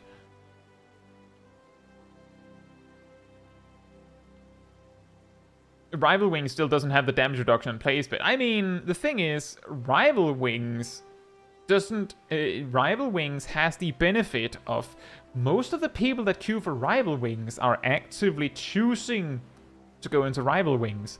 So I imagine potentially the quality of the players there in terms of PvP might be higher, which makes it feel better. Like, people are better at playing around it. I don't know. I don't know for certain. Crystalline Conflict also doesn't have it, but that's only 5v5. But yeah, exactly, as Caetsu says, the problem with the toilet... Dark Knights and Dragoons isn't that.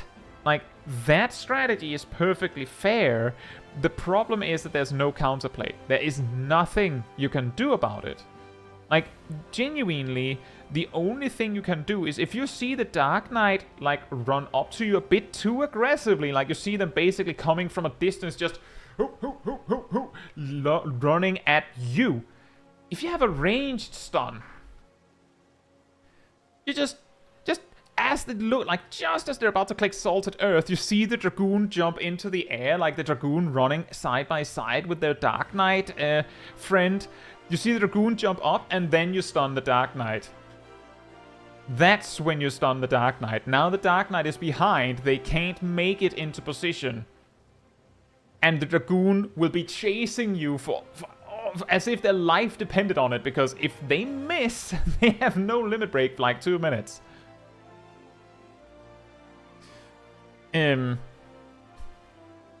But that's the best counter I can come up with. But that requires you to already know that the Dark Knight is doing this, and the Dark Knight could bluff. They might not actually have anything ready. They might not be planning to do that. They'll just run at you. And you kinda need to stun the Dark Knight as the Dragoon jumps up, so you don't really have very much time to react. It's more like proactive counter. Which is also the reason why the primary counter is when you get sucked in, you guard. Then you'll survive. You don't stop it, you just survive. I suppose if there was like a target cap or like some sort of sharp damage fall off for AoEs, as Tathio suggested, it would make the strategy a little worse. But usually, this kind of attack sucks in like on average, it sucks in like 2 to 5 people, I would say. Like, broad estimate. 2 to 5 people. What would be the sharp fall off for AoEs? Like, in Crystalline Conflict, it is a 5v5, so it only makes sense that everything would at least do maximum damage on 5 targets, right? That's fair, right? That's the intended, like, target count. But I feel like the toilet move there is too good already on 5 targets, if we're taking that stance. So, like, if it falls off after 5 targets, then it still means that 5 targets die. Maybe a bit too much. The best counter to it is to do different content. That's actually true, Philippe, and that's actually the reason why my approach to PvP is I will do PvP, I will do frontline, but at some point I'll have all the rewards. And then I'm done. And a huge part of that is seriously because I can't stand the Dark Knight Dragoon shenanigans. And the saddest part of it all is I'm really bad at both. So I can't do it myself. Isn't that unfortunate?